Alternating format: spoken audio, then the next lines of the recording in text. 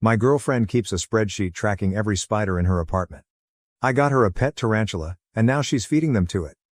Original post, my GF, M31, F27, and I have been dating for just over a year. This sounds so cliché, but she is almost perfect for me. She is really into health and fitness, has an excellent career that she worked really hard for, is great in bed, kind and intelligent. But, she lives in a basement suite which is nicely decorated and she keeps very clean. Any of you that have lived in a basement suite before know that, no matter what you do you get bugs, ants, piddlebugs, beetles and spiders. I spent a fair amount of time at her place and noticed right away that there was a spider in almost every corner. I asked her about it and she told me she doesn't kill them because they eat the other bugs. Okay. I did some light research and sure enough she was right. I found it a little creepy but not a deal breaker. Here's where things get weird. About a week and a half ago I was using her computer and noticed a spreadsheet called Babies. Curiously got the best of me and opened it. She lovingly named all of the spiders, kills the other bugs and feeds them to the spiders and keeps track of it all in a creepy rear-end spreadsheet. She keeps track of their food, their color, size, web size and some other poo-poo that I didn't really understand. I closed the spreadsheet after I realized what it was about because one felt bad for snooping and was honestly pretty disturbed. I really love her and don't want to break up but I'm afraid that this is a sign of mental illness. Has anyone ever heard of anything like this before? Should I say something to her? Is it okay for me to ask her to stop? Is this really that big of a deal? TLDR, GF is a crazy spider lady. Edit, 1 No I'm in rear end and a top hat for snooping. Edit, we live in Australia. Relevant comments, deleted. I think the big takeaway from all this is that you should never, kill a spider around her. OP, no shit. Hey LOL Wolfhawk 706, you're 31 and you're unsure how a little interest in your girlfriend for over a year makes you feel. She's just logging spider data, heaven forbid she ever does anything truly bizarre, you might go into shock. OP, you don't think it's weird? At all? Pancake_ice. So long as she isn't bulking them up to have a spider fight club I think you're okay. Yes, it is weird, but I think collecting stamps is weird. I suggest asking her about it. Apologize for snooping and ask her, but don't accuse her, why she enjoys her hobby since it is freaking you out so much. Top comments. JDune02, honestly, I think this is an adorably bizarre hobby. Let her have her quirks. This is pretty goddamn harmless in the grand scheme of things. Or, freak out over this, confront her and break up in 6 weeks. Your call, dude. Edit, OP, you do realize that people collect spiders, right? It's a legit and perfectly acceptable hobby. If the spiders were in cages, you probably wouldn't think twice about this. She's basically just a free-range spider collector. Big whoop. Amber 626. I had a huntsman in my house for about 6 months. I named him Jeffrey. I was absolutely terrified of spiders since I was little, so having Jeffrey around was great. I learned that he didn't want to bother me at all. I watched him hunt. It was super interesting. Learning about your fears is an awesome way to confront them. Perhaps this is what OP's GF is doing. Either way, it's a pretty awesome way to learn about them. OP, ha ha ha ha, maybe I can convince her to cage them. This is so fucked. JDU02. This is so fucked. Oh my sweet summer child. If this is blowing your mind, then I'm worried for you. Update April 3, 2015, original post. GF won't kill spiders in her apartment. Found a spreadsheet on her computer named Babies, keeping track of all of the spiders in her apartment. So I took all of your advice and tried to embrace this part of her life. It was our anniversary last week and I decided to get her a spider-themed gift. I was at the mall and one thing led to another and I ended up buying her a pet tarantula and an aquarium for it. She loved it but I noticed the beloved spiders disappearing from around her apartment over the last few days. I asked her about it and it turns out she's been killing them and feeding them to her new tarantula. I don't know how I feel about this. First she is calling them babies, and now she is killing them. I'm just trying not to think about it and hoping she doesn't find a better BF to feed me to one day. LOL oh well. TLDR, I bought my spider-obsessed GF a pet tarantula and she is slowly feeding her smaller spiders to it. Edit, someone sent me a helpful message about spider food, care, etc. And it occurred to me that she might not be able to afford real food for it, although she has a higher salary than me. She is aggressively trying to pay off student loans so has virtually no extra money. I'm going to buy her a gift card for the pet store tomorrow. Thanks Reddit. Edit, apparently spider food is very cheap. Still gonna get her the gift card in case it needs anything else I didn't think of. Relevant comments. Deleted. That was a thoughtful gift. Good job. Big spiders eat little spiders. I wouldn't worry too much about it. She has a real pet spider now, one that you gave her. It sounds like you solved the problem of having wild spiders walking around the apartment and you made your girlfriend happy. Everybody wins. Oopie, thanks. Deleted. LOL, you gifted her the spider, so it is something that is way more important to her than the so-called babies. Take this as a sign of her love for you. Oopie, I hope so. Thanks. She named it Fluffy and, unfortunately, takes it out of its cage quite often. She will hold it while we are watching movies on the couch. Lol, I pretend not to be afraid of it. My boyfriend won't ask for my hand, and now my dad is staging a family boycott of our wedding. Is my boyfriend being selfish? Original post. I've been with my boyfriend, M25, for 3 years. We both just finished school, and are finally ready for marriage. He proposed last week and I happily said yes. I could not be happier. I love him and he is going to be an awesome dad someday, but my BF is in a very new school and my dad is kind of old school. My dad was beyond mad that my boyfriend did not ask my dad for my hand before proposing. My dad said he was willing to hear my boyfriend's apology if my boyfriend formally asks for my hand at a dinner that my dad said he will pay for at the restaurant of my boyfriend's choosing. My dad feels like he is being very accommodating. He will bring my boyfriend's favorite wine to celebrate. I spoke to my boyfriend last night and he won't budge. He doesn't believe in that tradition. My boyfriend showed me an article online where a Pakistani woman was stoned to death outside a courthouse because she married a man against her family's wishes. This just happened. My boyfriend, who witnessed his father be abusive/possessive with his mom as a child, has always felt strongly that women are not property. He thinks the tradition of asking for her hand is repulsive. His point is that he's met my whole family and gotten to know them. He says they have always known his intentions and he never made it secret that he was in love with me and wanted to marry me and have children. He feels he was done enough to announce his intentions and all of them seem to approve of him. He says that at this point he only needs my approval to marry him and nobody else's. So yesterday my mom told me that my dad, who is not even speaking to me because I won't set my foot down with my boyfriend, is calling the whole family and telling them to not attend my wedding. My mom says that my boyfriend is the one treating me like property by not letting me have a say in his decision to not observe a tradition that my 2 older sisters' husbands observed. I told my mother that I understand where my boyfriend is coming from and that I have decided to do away with the tradition of him asking for my hand. So my mother is obviously mad and said that I should be ready for serious consequences. I asked her what and she would not say. But from talking to my sister, she said that they would blackball us from all family gatherings. My 2 sisters and my mom have told me my boyfriend is being selfish. The wedding is set for August 9th. I'm worried that nobody in my family will attend my wedding. Edit. I'm getting some comments about my boyfriend asking for my parents' blessing instead of permission, or hand. I just can't see the difference. There might be one but I don't see it. Is there a big difference? TL.dr. My boyfriend won't ask my dad for my hand in marriage and my parents is having my family boycott my wedding and threatening other consequences.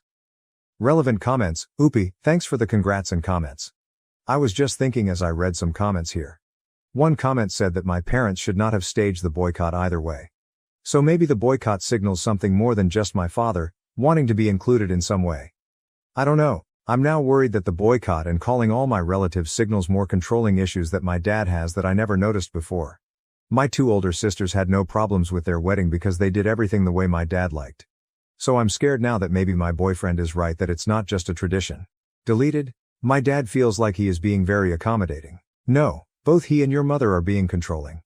And they are attempting to make you choose between your fiancé and them. Choose your fiancé, otherwise you're setting precedent for this type of behavior interference for the rest of your marriage.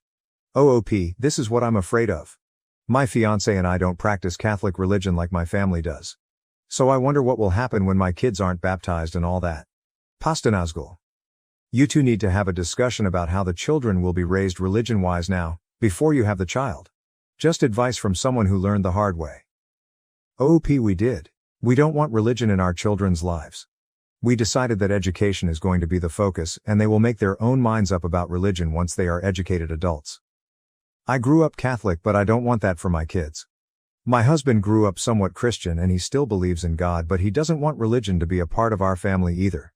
We have talked about this subject to death. You're right, it's very important.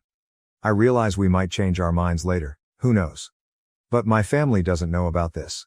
I have a feeling after this boycott that my parents will stage another one when they find out we won't be Catholic. Update: the wedding went on as planned. My parents stuck to their guns and boycotted. One of my two sisters attended and is now happily blacklisted from our family. Nobody else from my entire family showed up, including my two brothers. The wedding was a little unconventional. My sister walked my husband down the aisle and then his sister walked me down the aisle. I wanted this because my SIL actually introduced us and helped me get my first date with him. There was no question about who gives away the bride or even about objections. It was normal other than that. There has been no contact between me and my family, other than my one sister. My mother has made it a point to send me a card every time that they have a family gathering for holidays or birthdays at their house to let me know that my father says I'm not invited. I get one almost every month. I don't even read them anymore, I just toss them.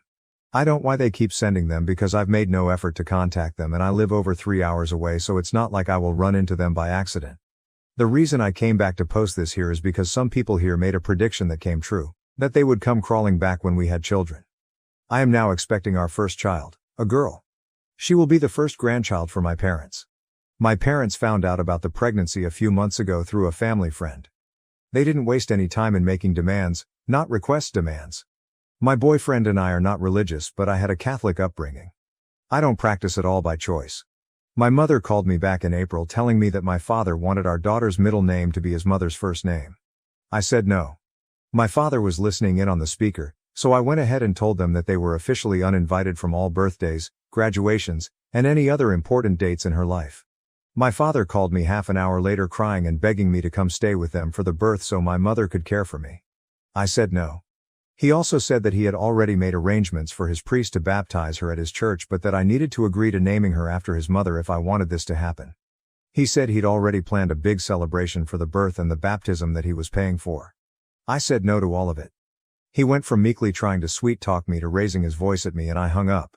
He called a couple of more times to apologize for losing his temper and again begged me to reconsider giving birth at a hospital near them so they could visit us. He denied having any knowledge of my mother sending me cards to uninvite us to any family functions and even said that he specifically asked her to invite us, but he was told I declined every time. He lets my mom do the dirty work so he can later hide behind her and deny he had any knowledge. He's done this since I was a little girl. He does this every time he wants to drop the hammer on somebody but be a good cop also. He'll never change. He denied having any knowledge of why anybody in the family missed my wedding. I told him our daughter would not be baptized, or Catholic at all, no offense to Catholics.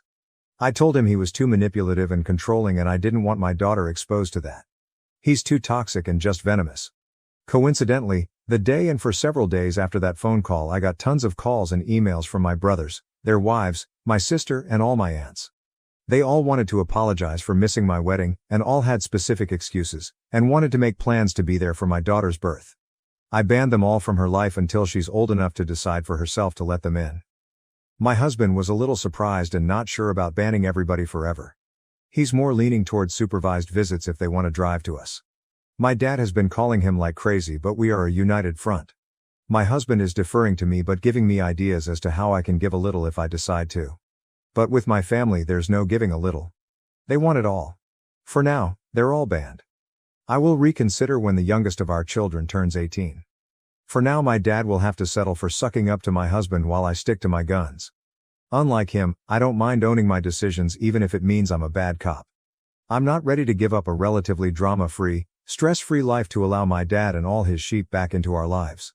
TL Doctor, nobody in my family showed up to our wedding other than one of my sisters. Everyone is banned from our lives. Relevant comments, downvoted commenter. He should have just done such a small task and asked, like to make peace, geez, I mean really pushing your family away for such a stupid reason. On their side and yours. OP, but that's the thing. After that one small task they would want to name my daughter, another small task, then they would ask I go have the baby near them, another small task, then have her baptized by their priest, then they pick her school, then they make life decisions for her like they tried with me and my siblings, all small tasks. OP replying to a downvoted comment that things have gone too far and to make amends for their daughter. I guess I would tell you that not everything fits in the oversimplification in your comment. My daughter will be better off without a full family of manipulative, controlling and abusive people, or people who condone such behavior. After years of abuse, I was glad my husband decided my dad's demand that he ask permission to marry me was too antiquated. The original conflict that caused this rift was years of abuse and manipulation. I chose to burn bridges that needed to go. Otherwise, I would never be free to make my own decisions about my own life without consulting with my dad at every turn. We broke up just after a month of dating because my boyfriend gave me a very bad and sexist book. Now I'm happy with my same-age husband. I met my boyfriend in our master's program. We became friends over this past year and started dating and becoming serious shortly before I left the state for a summer internship. He gifted me a book to read, saying it was one he liked. It's A Spell for Chameleon, by Piers Anthony, a fantasy novel written several decades ago. I knew nothing about it prior, and began laughing at it 2 pages in because of how ridiculous the writing was, especially about women. We Skyped after I got through the first chapter, and I tried respectfully explaining my doubts about the book. He made a deal with me.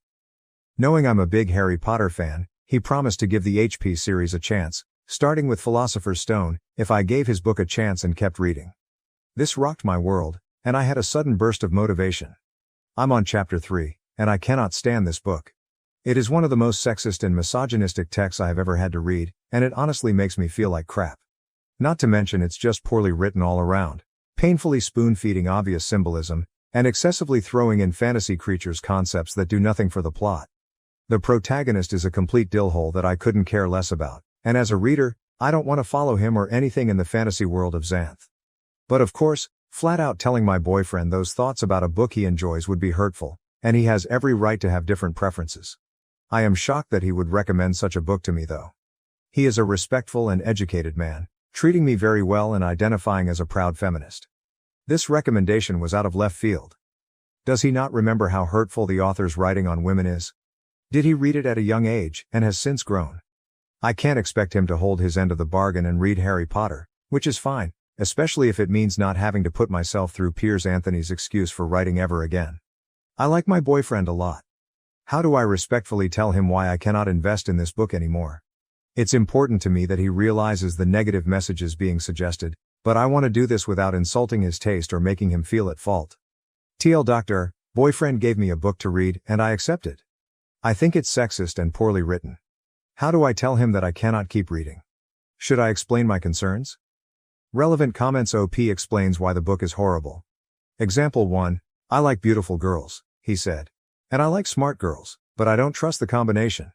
I'd settle for an ordinary girl, except she'd get dull after a while. Sometimes I want to talk with someone intelligent, and sometimes I want to... He broke off. Her mind was like that of a child. It wasn't really right to impose such concepts on her. Example 2. That's the point, he said. I like variety.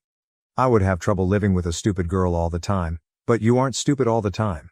Ugliness is no good for all the time, but you aren't ugly all the time either. You are variety. And that is what I crave for the long-term relationship, and what no other girl can provide. Example 3.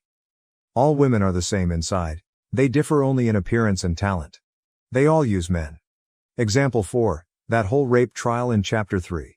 Example 5, other girls manage to enhance their appearance by cosmetics or padding or specialized spells, but besides Sabrina all other females look somewhat artificial. She was no enemy. This was the PG-2 example I mentioned. Example 6, there was much more of her he longed to see, and to touch, but that could come only after marriage. She was that sort of girl, and it was part of her appeal. The girls who had it didn't need to put it on casual display. PG-3, Mikatoba. Oh good lord. I looked up the book and thought, this couldn't be that bad, could it? I guess it is that bad. Top comment. The first thing to ask is when he last read this book. If, like you said, he hasn't read it since adolescence, he may not remember how truly awful it is. If he's read it recently and still recommended it, well, I'd be totally honest about how I felt about it. But that's just me. You can certainly just tell him you gave it a fair shake, but it wasn't your cup of tea. Update. The post was locked shortly after I put it up, so I wasn't able to comment back to most of you. I went through every comment and took them all into consideration. Thank you all for your thoughts. We Skyped the other night and the topic came up. I started by saying I liked him a lot and really do appreciate how much he's willing to share with me. He caught on to where I was going with this and started laughing. Then I started laughing. And I realized how silly small of a thing this all was. I guess I didn't want to risk hurting his feelings. When the reason why I didn't like the book came up, I explained, and he totally understood. It's been at least a decade since he's read the book, and he can see where I would feel uncomfortable. He will still consider reading the first HP book, since I gave his book a chance. And being a single dad, his kids also like the series, so it would be a chance for him to connect more with them.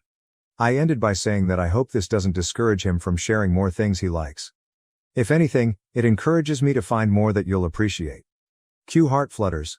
TL.ER, good talk, he's awesome. New update. Hi.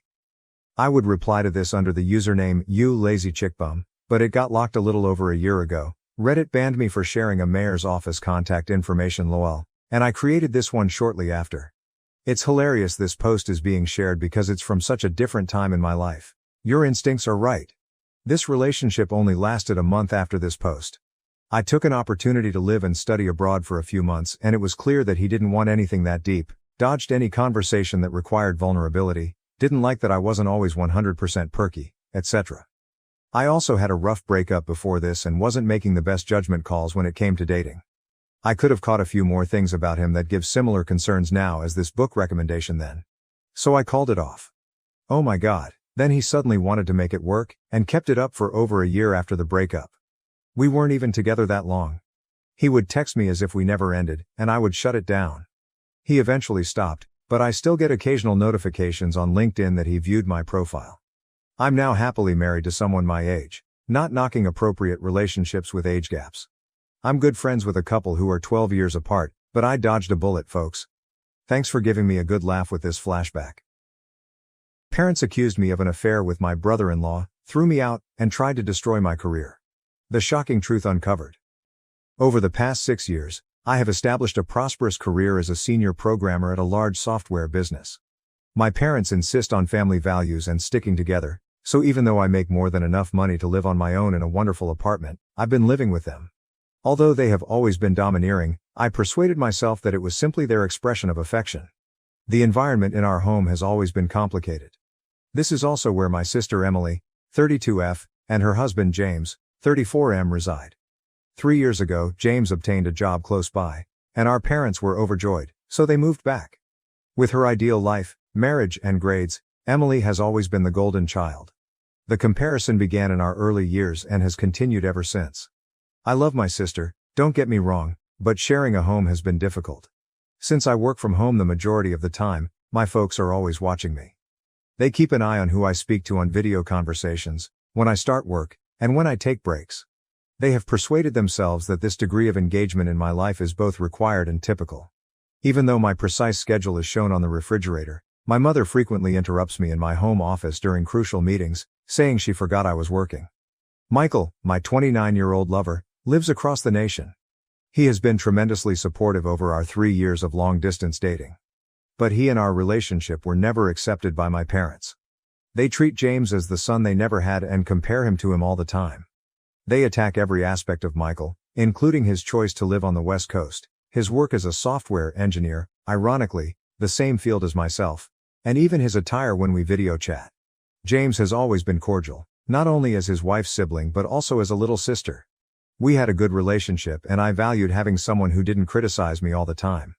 He frequently defended me during family dinners when my parents began their routine comments about my life choices, as if he understood the burden I was under. Up until 2 weeks ago, everything was in control. With solemn faces, my parents summoned me into the living room. I was managing a group of developers on a significant software update during a pivotal project phase, so the timing couldn't have been worse. On my laptop, they said, they discovered offensive text that purportedly demonstrated my attempt to conduct an affair with James. I was caught completely off guard. The messages they displayed to me were obviously fake and completely out of context. Some appeared to be completely made up, while others were excerpts from business exchanges that had been altered to appear suggestive. I attempted to explain that I'm really in love with Michael and that James is like a brother to me, so I would never do anything like that. They wouldn't look, even when I promised to show them my actual message history. They refused to pay attention. I've always envied Emily's happiness, my mother said, sobbing. And she should have anticipated this because of my rebellious nature. I was a disgrace to the family, according to my enraged father. In the midst of the largest project of my career, they gave me a 24-hour notice to leave the house, a 24-hour notice to pack up my entire existence. I called my grandparents in tears and desperation. They have always been my refuge and our family's sane voice. They immediately believed me after I showed them the actual mails and gave them all the details. They took me in, provided me with housing, and helped me get through this ordeal.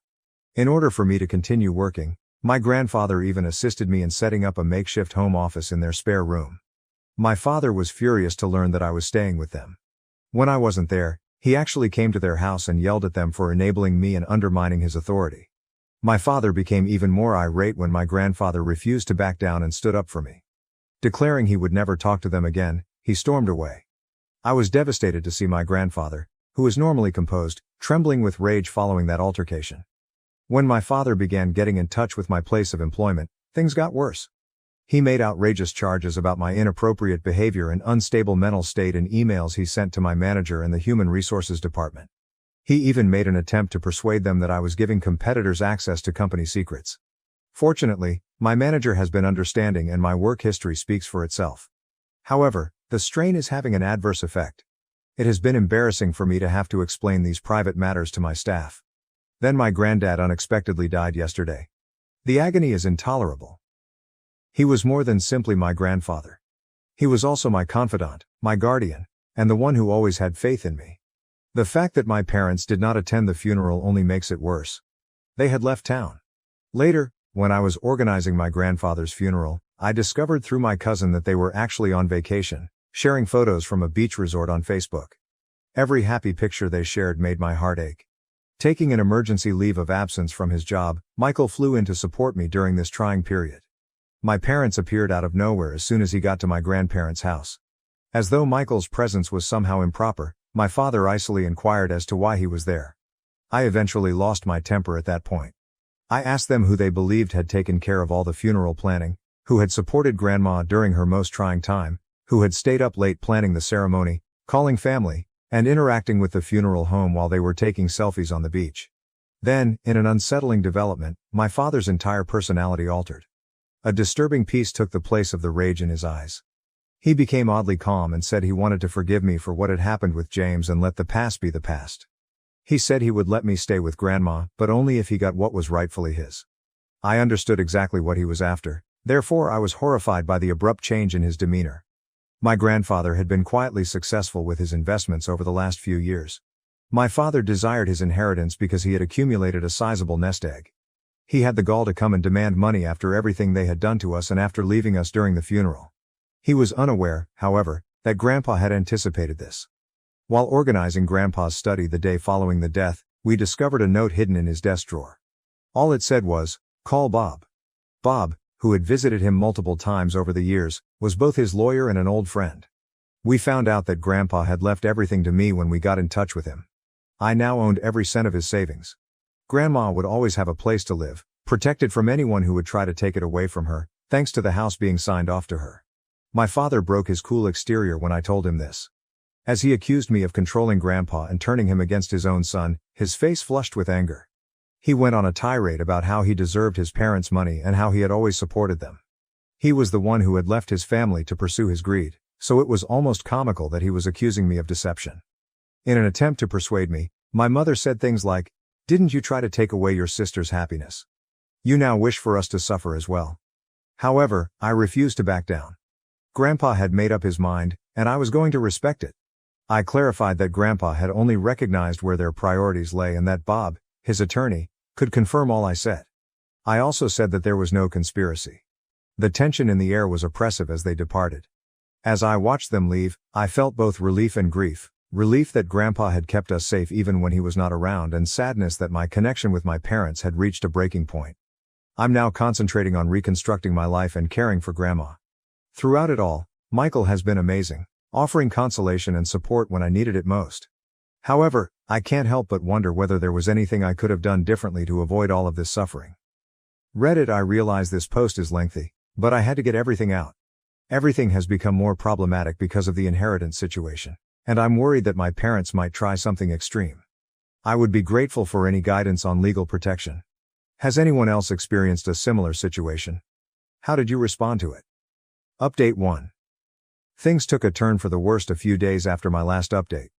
Apparently not satisfied with simply pestering my workplace, my father has begun reaching out to our company's customers. I learned this when a representative from one of our largest clients pulled me aside in a virtual meeting to voice concerns about upsetting emails they had received about me. These emails were kindly forwarded by them. My father was methodically attempting to damage my work relationships after he somehow managed to obtain our client list. According to the emails, I was a volatile individual who was stealing business secrets and taking advantage of older family members for financial gain. The fact that he disclosed information regarding customer projects that he shouldn't have known about is very troubling. Now, since he works for a partner company, I'm wondering if James was giving him false information. The legal department of my business has been engaged. In addition to the possible harm to my reputation, they are taking this extremely seriously because my father's activities are endangering business partnerships. My parents received a cease and desist letter from them, which only appears to have made them more angry. My parents have responded by launching a full-scale campaign against me on social media. In order to disseminate their story, they have made numerous phony personas in addition to publishing on their own ones. The stories they are narrating are getting more complex. They now assert that I have been deliberately deceiving my grandfather for years and that I somehow planned out his whole investing strategy to suit my own interests. They are unaware that I discovered something startling while looking through more of Grandpa's documents.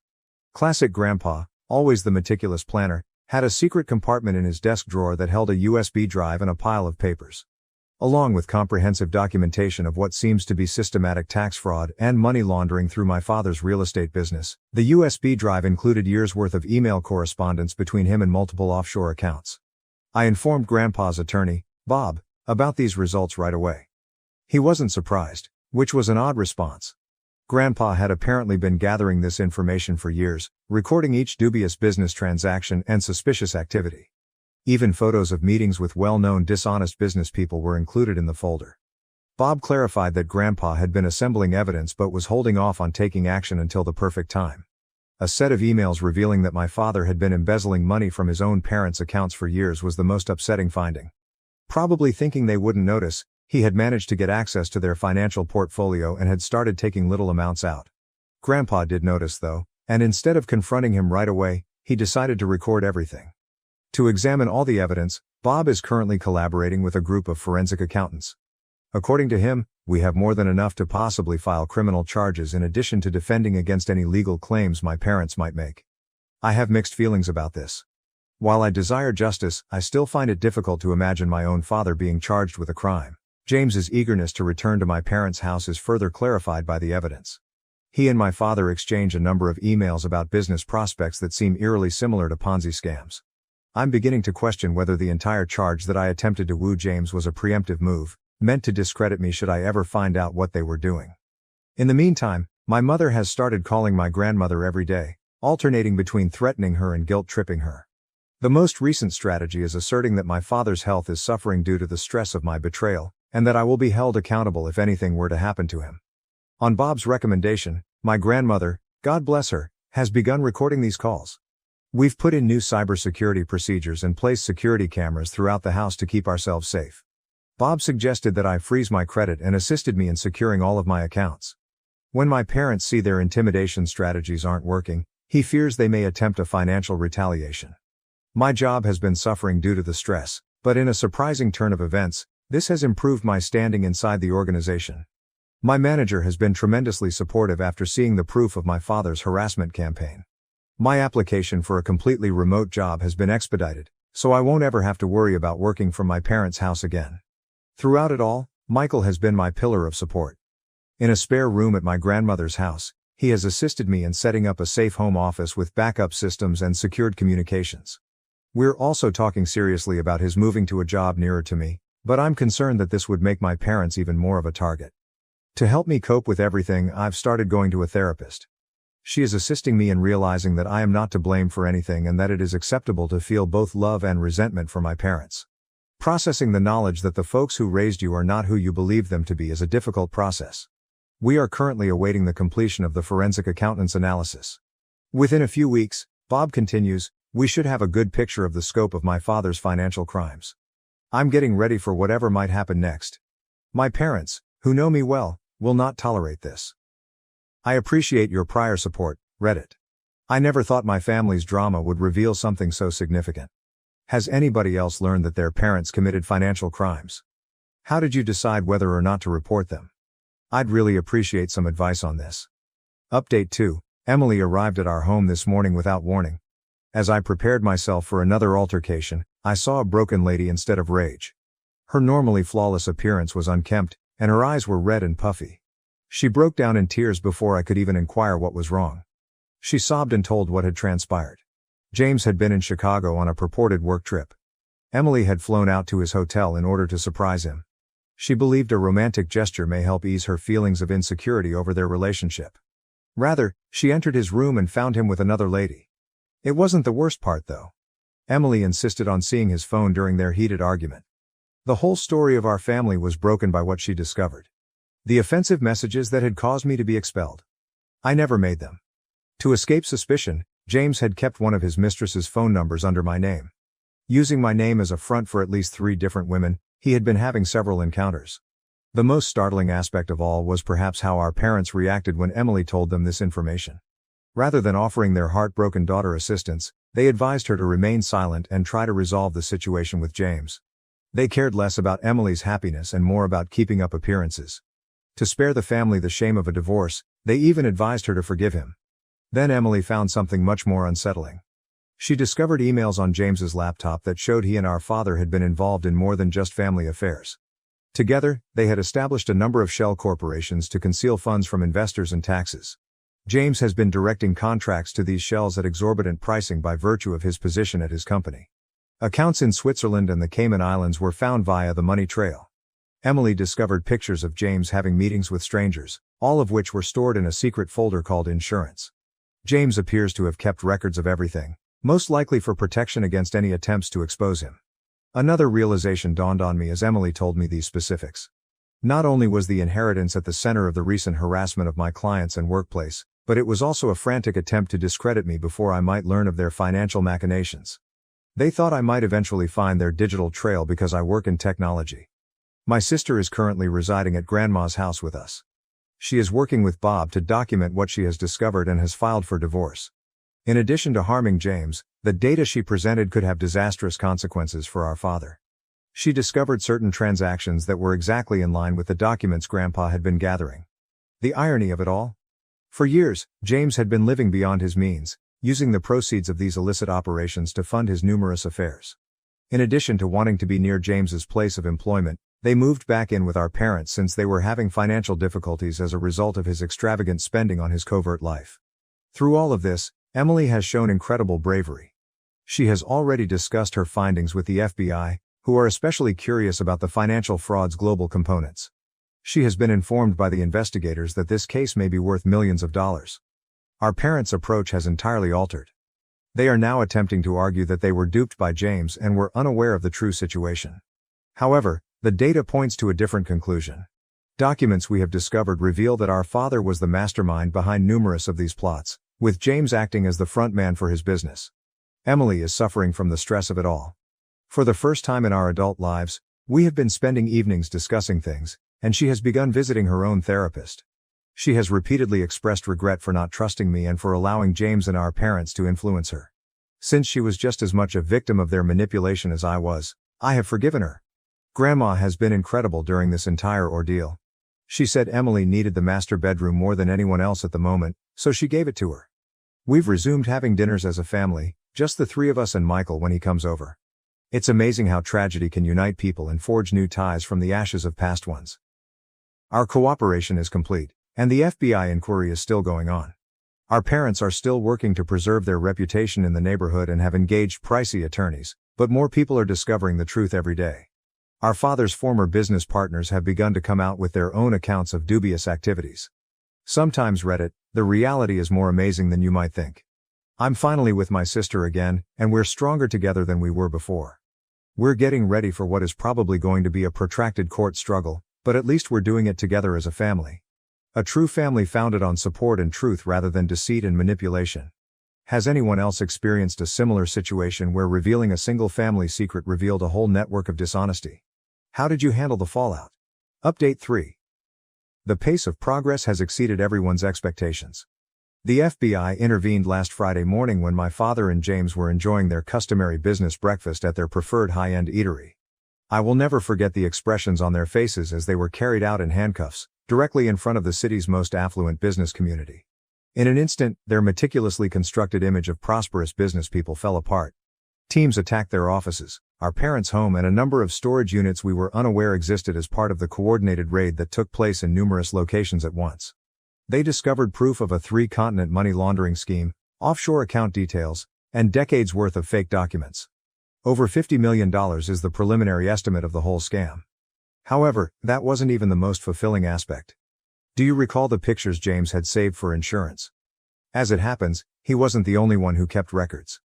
3 of his ex-girlfriends came forward with pictures, emails, and text conversations dating back years. They had been silently constructing their own case and were all aware of one another. The finest aspect.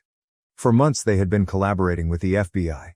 James's recent business travels were watched, and every transaction was recorded. As one might anticipate, my mother's response to the arrest was quite predictable. She made an effort to play the victim by saying she was unaware of their illicit actions. When the FBI disclosed that they had recordings of her actively engaging in money laundering through her charitable foundation, that story completely collapsed. All those lavish galas she held to raise money. Simple plots to wash up shady finances. There has been extensive media coverage. The story was carried by all local news channels and even by several national ones. Prominent businessmen and son-in-law arrested in multi-million-dollar fraud scheme. The headlines continued to appear. Overnight, my father's meticulously cultivated reputation as a community leader and benefactor was destroyed. The reaction from their social circle was fast and harsh. Those who once admired them at charity functions now act as though they had never met them. Their church requested that they resign from all committees, and the country club canceled their membership. In an effort to protect their own reputations, former business partners are going out of their way to assist the authorities. James's business quickly distanced itself from the situation. He was fired right away, and they are completely assisting with the investigation. As it seems, he had also been defrauding them by inflating contracts and keeping the difference for himself. His name has become poisonous in the sector, and his professional reputation has been utterly wrecked. What the forensic accountants at the FBI discovered made me laugh aloud. Grandpa left that property in the trust in Florida. It was more than simply a dilapidated house. It held the secret to their whole scheme. Grandpa had purchased it especially to serve as evidence after learning that it was being used as a front for money laundering. He was aware that the property inquiry would reveal everything if they attempted to challenge the will. Even from the afterlife, he played them like a chess master. James and my father both agreed to plea bargains last week. The punishment is severe. My father will serve 15 years in federal prison, James will serve 12 years, and all assets related to their crimes will be forfeited. For the remainder of their lives, they will both be making restitution. Next month, my mother will be sentenced to 8 to 10 years in prison for her involvement in the money laundering conspiracy. After all of this, Emily is stronger than ever. She started her own business with the settlement, which was the little money left over after asset forfeiture, once the divorce was finalized. We've never been closer since she moved into a comfortable apartment close to Grandma's house. Our parents worked very hard to sever the sister link, but it has since become indestructible. There was more karma to come. Do you recall how my parents attempted to ruin my reputation in the workplace? The board of my organization was so pleased with my handling of the matter that they elevated me to the position of Director of Security Operations. I now oversee a group of people that work to stop the exact type of scam that James and my father perpetrated. Last month, Michael relocated here, and we recently purchased a home a few blocks away from Grandma. By the way, she's doing fantastically. She used her experience to help others by starting a support group for families impacted by financial fraud. What about the valuable social standing of my mother? When I last heard from her, her old pals were openly avoiding her while she was shopping at the bargain grocery store. Her friends have made it apparent that she is no longer welcome in their group, and her expensive jewelry and clothing have all been confiscated. According to Reddit, justice isn't always served without flawless karma. Despite going through a lot, my family has emerged stronger, closer, and wiser. I want to express my gratitude to everyone who helped me along the way. And to everyone who has experienced similar betrayals in their family, never give up. When the truth finally surfaces, it's a magnificent moment. My parents are making me give up my baby for adoption. I'm heartbroken and unsure of what to do next. They've left me with no choice. Plus new update. I'm 16 years old. I got pregnant by somebody I work with. He's 18 and is about to graduate high school. He's planning to join the military after he graduates. He's not my boyfriend. We were never in a relationship like that. I mean, I wish he was, but he doesn't seem interested in that. We're friends. He flirts with me. I lost my virginity to him, he didn't force me or anything like that. I've had sex with him multiple times. I'm 15 weeks pregnant now, everyone knows. Well, not everyone because I'm still hiding it from a lot of people. But he knows, and my parents know. I'm embarrassed by it. I feel like an idiot, like a joke, like trash. I just wish I could hide until after the baby's born. I want to never leave my house. My parents are basically forcing me to give the baby up for adoption. I live in a state with heavy abortion restrictions. It's way too late to even get one now. My parents don't believe in abortion either. They told me this is my punishment for getting pregnant, that I deserve to have to deal with being pregnant now. They've decided that I'm giving the baby away and have already set up a meeting with an adoption agency. They say they won't let me ruin my life with a baby, and they aren't going to raise my baby either. So, this is the only other option. My mom keeps saying, "You'll thank us later." I didn't get pregnant on purpose. I don't really want to be a mom right now. I turned 17 over the summer and will only be starting my junior year next year. At the same time, going through pregnancy and giving birth just to give my baby away terrifies me. I don't know if I can live with it.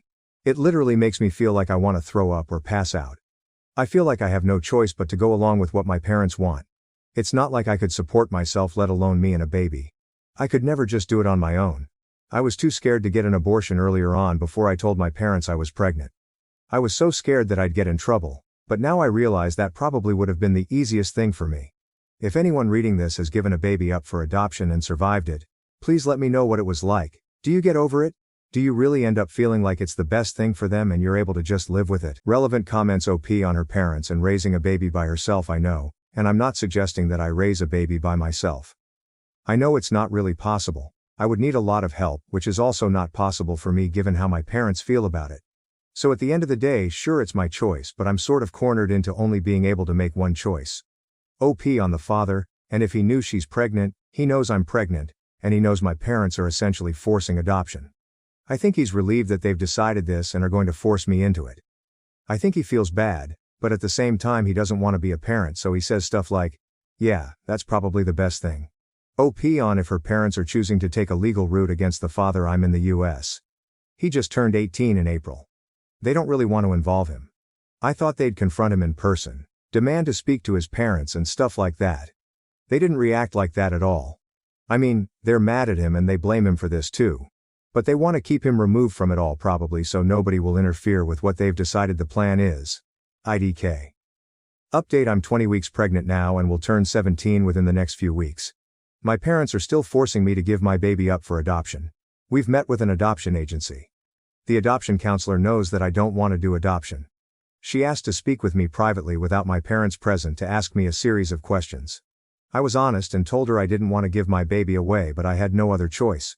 She seems to feel bad about it and told me that I will ultimately have to sign the papers after the baby is born. My parents cannot sign the papers. Unfortunately, without my parents' help, I have no other options. The adoption counselor talked to us about the option of my parents adopting my baby, which I don't really want either. No worries, my parents aren't interested in raising another baby. My parents want me to look at the potential families. I'm trying to look at them. It's so weird thinking that I'm looking at parents for my own baby. I know I'm not ready to be a mom, but it's still so weird. None of this feels like it's happening to me. I've talked to the baby's father. He graduated high school and goes off to basic training later this summer. I think he'd be fine with adoption. He said he doesn't really know what other options we have. We could get married since the military would at least help pay for a place to live and we'd have medical benefits, but I can't get married without parental consent. We don't love each other. What kind of marriage would that be? But it seems like the only realistic solution. I hate the idea of being married at 17 years old and to a person who doesn't genuinely want to be married to me. So then another option which still involves marriage might be for his parents to help out, even take care of the baby and let me see him or her until I'm 18 and don't need my parents' permission to get married. That doesn't really seem fair to them. He could try to object to an adoption, but it's not guaranteed that his wishes would be respected. Plus, then what happens to the baby? His parents seem like good people. I don't know them well, but I've met them. They're worried about what this will do to his future, but they told my parents they believe it should be our decision and that it's their job as parents to help us. My parents basically said it's their job to protect me and that all of the responsibility will fall on me and it'll be my life that's ruined. Our families met to discuss everything, but it was really just parents telling them what was going to happen, and that they and their son had no say. Relevant comments. OP on the ideal adoption situation she would like to see happening to the child. I don't have an ideal adoption situation right now, because I still can't accept adoption. But probably two gay guys. It's the women in these couples I look at that seem more fake than the men for the most part. Again, I know this sounds terrible to say. Something about a lot of the women is just really rubbing me the wrong way. Maybe two lesbians, because the few lesbian couples I've seen at least seem more genuine than the straight women. Well, in some cases the gay couples could have their own biological children, even if the children didn't share both parents' DNA. But I'm just more drawn to those couples, and the profiles I've seen just seem more genuine. But yes, it feels like nobody is good enough for my baby. I acknowledge that it might not seem rational. If you've never been in the position of having to look at families, all complete strangers, to give your baby to, you probably can't fully understand. I'm allowed to be picky. This could be the biggest, most important decision in my entire life, and this is the only part of the whole adoption thing I actually have much of a say in. I'm only 20 weeks pregnant, not 38. There's no rule stating I have to have a family picked out yet. Some people take longer picking out a new car to buy. It's not as if adoption was a choice I came to on my own and even feel positive about. So yeah, looking at potential adoptive families is going to give me some feelings. As I stated, it's not a matter of thinking I can or cannot provide a better life. It's a totally bizarre and heartbreaking thing to do, to read through the profiles of families to give your baby to. And there are a ton of families. Update: having a boy. I don't know why I'm suddenly getting a ton of responses on my post from a week ago, but I figured I'd post an update because a few things have changed. I had an ultrasound on Friday and found out I'm having a baby boy. He's basically fully formed and just needs to get bigger now. I saw his head and his nose, and they even got a picture of the bottom of his 2 feet together because he was sort of sideways at first and we had to get him to move. It looks sort of like footprints. I could clearly see his little hands and everything. So I already said it in my previous post, but people are still sending my info about abortion. I know those people are trying to help, and I wish I had maybe reached out here when I first found out I was pregnant, since I didn't know I could get pills mailed to my house. I just can't get an abortion now. It's a fully formed baby. I even named him. It won't solve my problem at this point, because my biggest problem with adoption is how I'm going to live with it mentally for the rest of my life. Now that I know it's a baby moving around in there and stuff, I think I would also not mentally be able to handle an abortion now. If it was still just a lump of cells, I'd feel different, but I was too scared to do anything then. After the ultrasound, I sent the baby's father the pics. He wasn't there.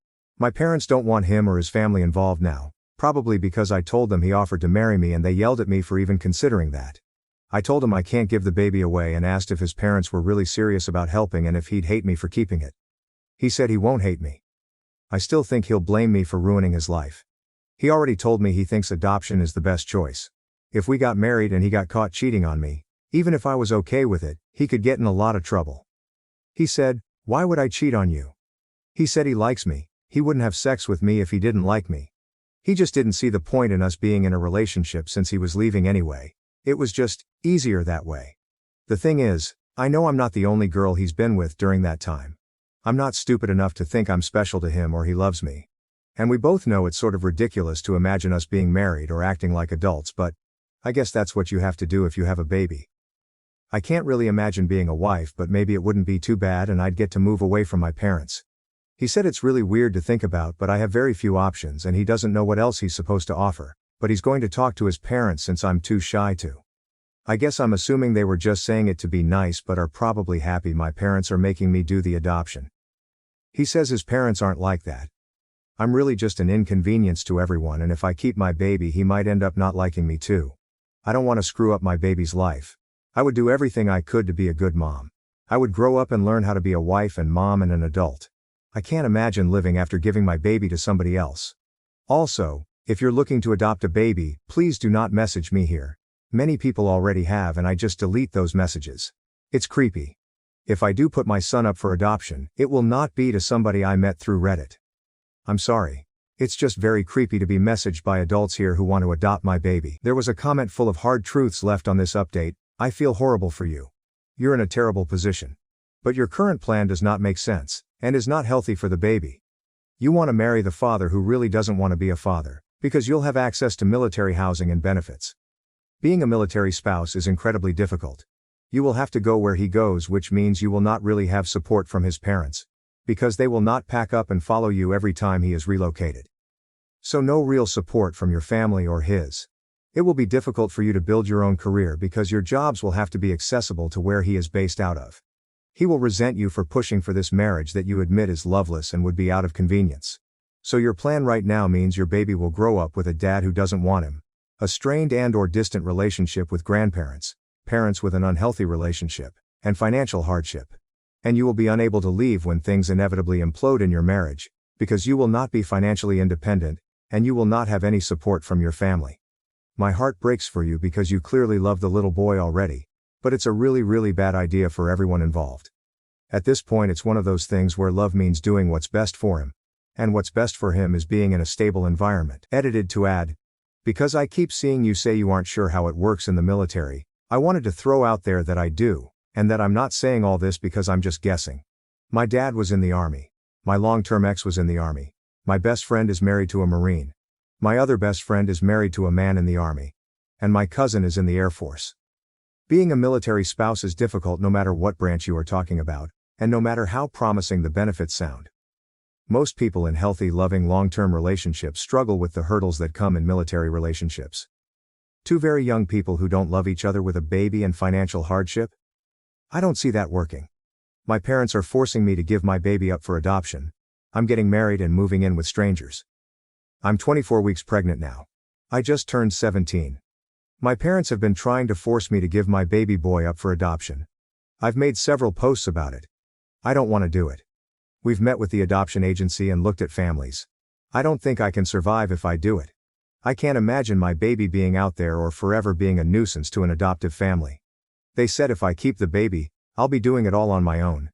They aren't going to help me in any way. The baby's father's family is willing to help me though. The baby's father isn't my boyfriend. I know that probably sounds bad. We were never officially in a relationship, just friends really. But his parents have been a lot nicer throughout this whole thing. I don't know them well, but I'm getting to know them better now. I'm going to have to, since they are willing to help me, us.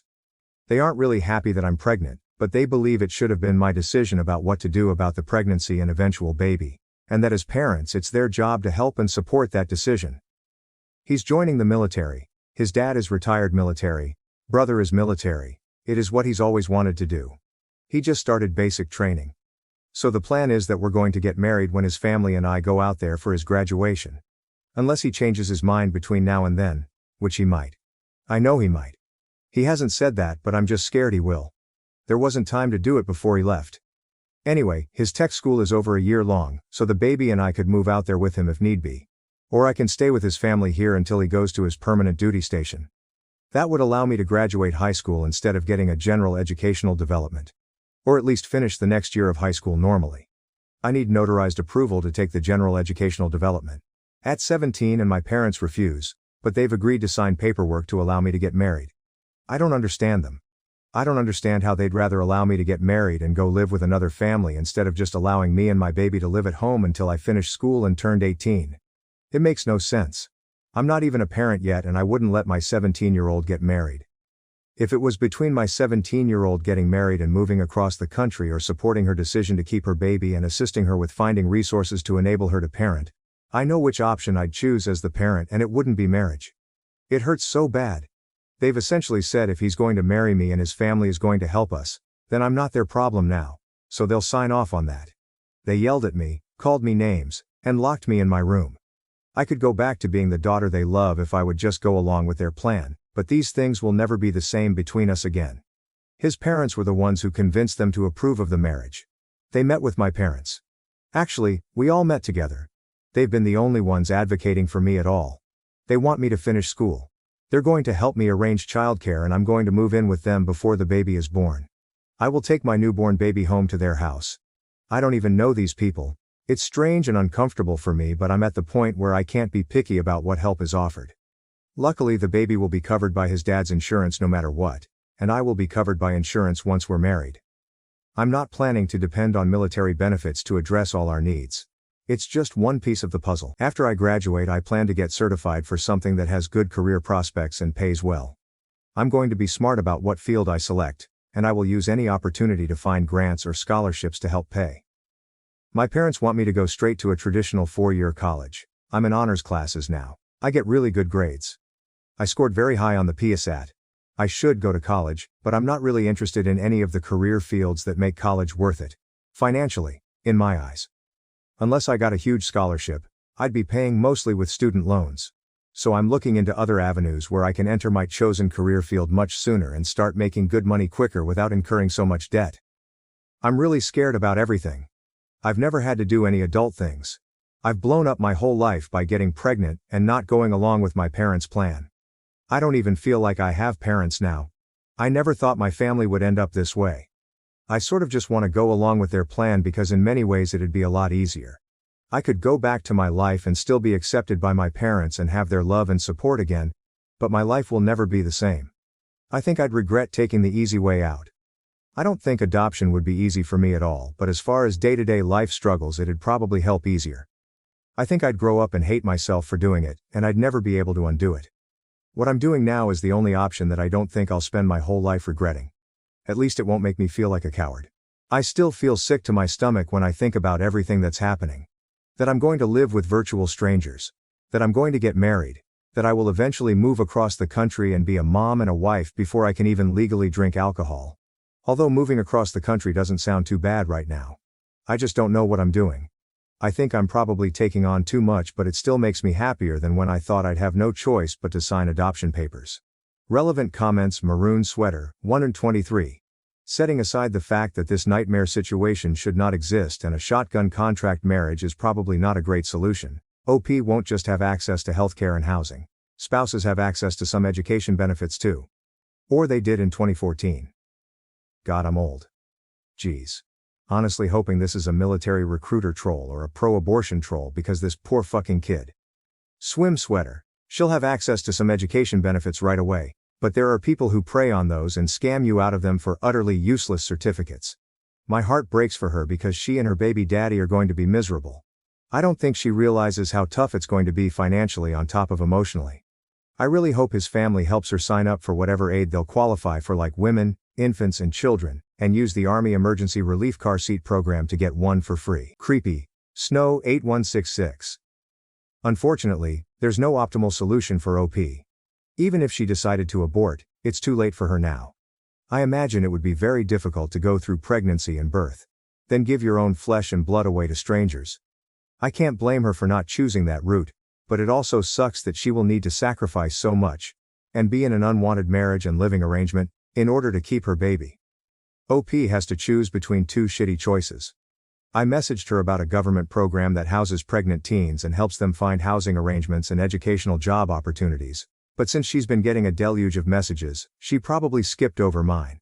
In my humble opinion, something like that would have been a great third choice. Cathouse Chicken. I think the saddest thing about something like this is the type of people to talk her out of an abortion are the same type of people that wouldn't want to allocate funds for helping a young single mother.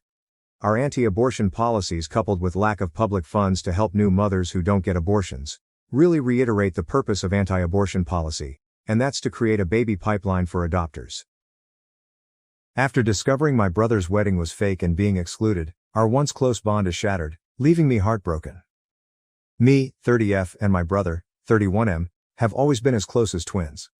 Our closeness is a foundation in our family. One of the true consistent relationships, obviously not in a weird way. When we fight, which is never or small fights, the whole family feels it and tries to fix it because of how unnatural it feels for everyone. He gave me away at my wedding. I named a child after him. We have matching tattoos. We talk on the phone almost every day. He started planning his wedding.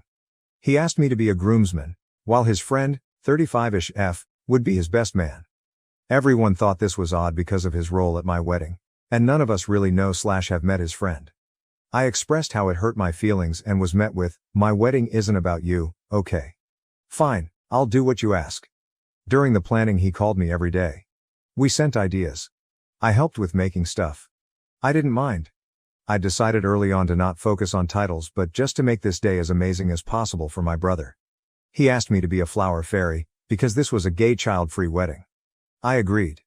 During the process of shoe picking, him and the best man would shoot down all of my ideas. She would send very basic heels that were around $100. Heck no. I told her my budget was $45 for shoes, especially for plain gold heels. The wedding party all had a very mean girl mentality. I felt it from day one. There was the wedding party, and then me. I chalk this up to not really knowing them well and proximity. All of them live in a different state than me. They even went as far as saying the shoes I like were too slutty. They were the type of small heels that place up around your calf or around your ankle. After this I begged to come as a guest, so I could wear what I want and not feel this weird mean girl mod mentality from the rest of the wedding group. My brother says no way, I can't get married without you being by my side. I get to the state the wedding will be and the first day I'm there I find out the best man had the bachelor party the night before I got there. Everyone from the wedding party was included aside from me. I let it go and focus on the wedding and doing my part. So, I slap on some wings, dance my way down the aisle and give my very first wedding speech. All goes well. The wedding was awesome until the drag show. Yes, they had a drag show at their wedding. During the show one of the queens comes on and basically announces that this was all fake because my brother and his partner had gotten married 1 year prior. I turned to the rest of the wedding party and asked did they know? They did. They were at the real wedding. Everyone but me. I'm sitting there trying to process and my mom, who gave them $3,000 for the wedding because they needed it, storms up to ask if I knew. I told her no, and she immediately switched to being supportive to me because of how bad the situation was. It's not about them already being married. They can do what they want. I myself spent over $4,000 on this wedding. Because I was coming from out of state I had to get a plane ticket. I paid for a week at an Airbnb. One night most of the wedding party stayed at the house I rented because they didn't have anywhere else to stay, and did not even offer to pay for any of it. The dress for the wedding. The fairy wings I handmade. All of it. I spent too much time and money on this wedding. But then I start to remember all of the lies. They got married. And 3 days after my brother was at my house while I gave birth to my last child because I always wanted him to be a part of my huge moments. He held my newborn, knowing he had just gotten married and said nothing. They gaslight me saying I was crazy feeling left out. Him saying he can't get married without me. Lying to my face every single day for a year. Just, all of it. After realizing all of this I tried to leave without making any sense. His husband mockingly asked me if I was mad. I said I'd talk to them another day and they should enjoy their night. I was able to leave without anyone else at the wedding knowing I was upset. Before I could leave the happy couple pulls me into a room. My brother is crying saying he didn't do this to hurt me. I keep it together.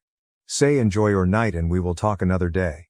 His husband says oh, so there is something to talk about then. I repeat we can talk another day. They ask me to brunch. I say I'll see if I'm up, ready for it when they go. The next morning I realize the whole wedding party and some guests are going to lunch. I choose not to go because I am not going to put myself in a situation where I am ganged up on. Again over my feelings about the wedding and wedding party. After that I left the wedding chat on Snap, which they were notified of. At this point it's the next morning and his husband starts blowing me and my friend, who was with me, up. We ignore and go about our day. I have not looked at or spoken to my brother since. Aside from short responses to get me to the airport the day I left. When I left I asked them to crop me out of the wedding photos as I didn't want to be associated with a fake wedding and I didn't want a reminder of how embarrassing it was and how stupid I looked. I told them I didn't want to speak to them again. My brother says nothing and his husband says you're a narcissist and I feel bad for the people who have to deal with you. Pretty sure narcissistic more aligns with tricking 100 people into coming to a wedding, some of the wedding that was paid for by other people. Just to tell everyone haha this was just a giant party for us. Joke's on you is probably more narcissistic than me reacting to the time, money, energy spent to attend a fake wedding. But, alright, lol, I just don't know where to go from here. I have them both blocked. There is a line in our family. My brother has not tried to fix it. He has the chance to show me what I meant to him. He did. And now I have to believe him. I'm going to try to update in sections. 1. I guess to answer if he is in an abusive relationship that really is up to each person to decide. I will not, and won't label him as abusive because I'm not in that relationship with them. My mentioning of the drag queens was because they are a part of the story. Hello, it was one of the queens that made the announcement. I'm not sure why some of you are taking that as me being anything phobic. Mentioning that somebody is gay, or that drag queens attended a wedding is a part of a story and it's factual. It's not anything phobic. Our family, as well as the new husband's family have always been nothing but supportive and accepting. My mom has 2 kids who are very hurt. She could never hate my brother, but she definitely does not like the decisions that he has been making. She is doing her best to support her 2 children. Gay wedding. No kids allowed? 2 separate statements LOL. They definitely did not ban gay children from their wedding. LOL. I mentioned both of these things to explain why I was a flower fairy. No kids, flower girl. Fairy to go along with the gay dragon theme. Hello people. I proudly slap those wings on and dance my way down the aisle. That is definitely not anything phobic LOL. For those of you who are saying anything along those lines, you are definitely reaching and projecting. Using narcissistic when it actually does not apply to the person, in my opinion, is trying to weaponize more info in the comments top questions. For some reason, I cannot edit my post to add this, so hopefully most of you will see it. Me and my new husband, as far as I know, did not have any hard feelings going into the wedding. There was a time when they were dating that I expressed I didn't like the fact that my brother was working 2 jobs for a new husband to try to become a music producer. I watched my brother kill himself for years to try to support both of them while he sat around smoking weed in his studio, and ever since then new husband decided that I hate him, even though we have since squashed all of those issues when he got a job and started contributing. Even when we did not get along, I always made it very clear, if my brother loves you and I love you too. Both families have been very supportive. There's no homophobia or anything like that on either side. Is my brother in an abusive relationship? I don't know, I guess that's what each individual person would consider abusive. I don't want to label my brother's partner unfairly as abusive when I'm not in a relationship myself and my brother has never expressed feeling abused. I think if you consider this behavior manipulative and abusive, then that's up to your own discretion. However, I am not going to give anyone that label. I didn't decide this was a fake wedding. They did when they decided to announce in the middle of the ceremony that they were already married. They made it a fake wedding when they announced that it was fake. LOL. Hello. Russian bots, pushing propaganda. Okay people, I only mentioned the fact that there was a drag show at the wedding because that is a very uncommon thing. I found out that my brother had been married for a year and had been lying to my face via drag queen announcements. That is just stating the facts. That has absolutely nothing to do with the drag community, or how myself, or anybody else should feel about them. They were paid to do a job and they showed up and did what they were paid to do. I have no ill will towards anybody in any type of community. Those of you who are saying to me, mentioning them comes off as judgmental. For those of you who think it's weird that I did not mention that he was gay. Why is that weird? And why is that relevant to the story? LOL. The people who had their panties in a wad probably have more of an issue with the community than I do. Stop making this post about anything other than what it is about. At the end of the day, I am mourning the loss of my brother. I am mourning the relationship that I thought him and I had. And to be honest, based off of my perspective of our closeness, I am honestly questioning my own sanity. Do you generally spend hours talking to somebody, getting matching tattoos, planning a wedding, being at holidays and childbirth with somebody that you're not close with? At least on my end, I did not make up how close I was with my brother if it was not reciprocated, and he is a very good actor. And honestly, me questioning our closeness has been the most hurtful part about this entire experience. It's made me question if I'm crazy or not. Gay wedding, child-free, 2 separate statements. It was not a wedding where they did not invite gay kids. LOL. For anyone who reads it like that, you're extra weird. My brother is obviously gay and got married to a man. Therefore, it is a gay wedding. Children were not allowed to attend the wedding there for a child-free. 2 separate things, people. Both are okay. And I also want to say that I would never have slapped fairy wings on my back and danced down the aisle if I was not 100% supportive of them. Please stop trying to make this an issue other than 2 siblings having a falling out. Another comment. Okay, ow. I feel like you are very much twisting the story. LOL. I did not make sure everyone knew I was leaving the wedding. I actually left very discreetly at almost midnight when the wedding was ending at 1 a.m. I did not make my brother cry. His husband kept trying to force a conversation that I asked respectfully multiple times to not have the night of the wedding so that way it would not ruin their day. I showed up in every single thing my brother asked of me.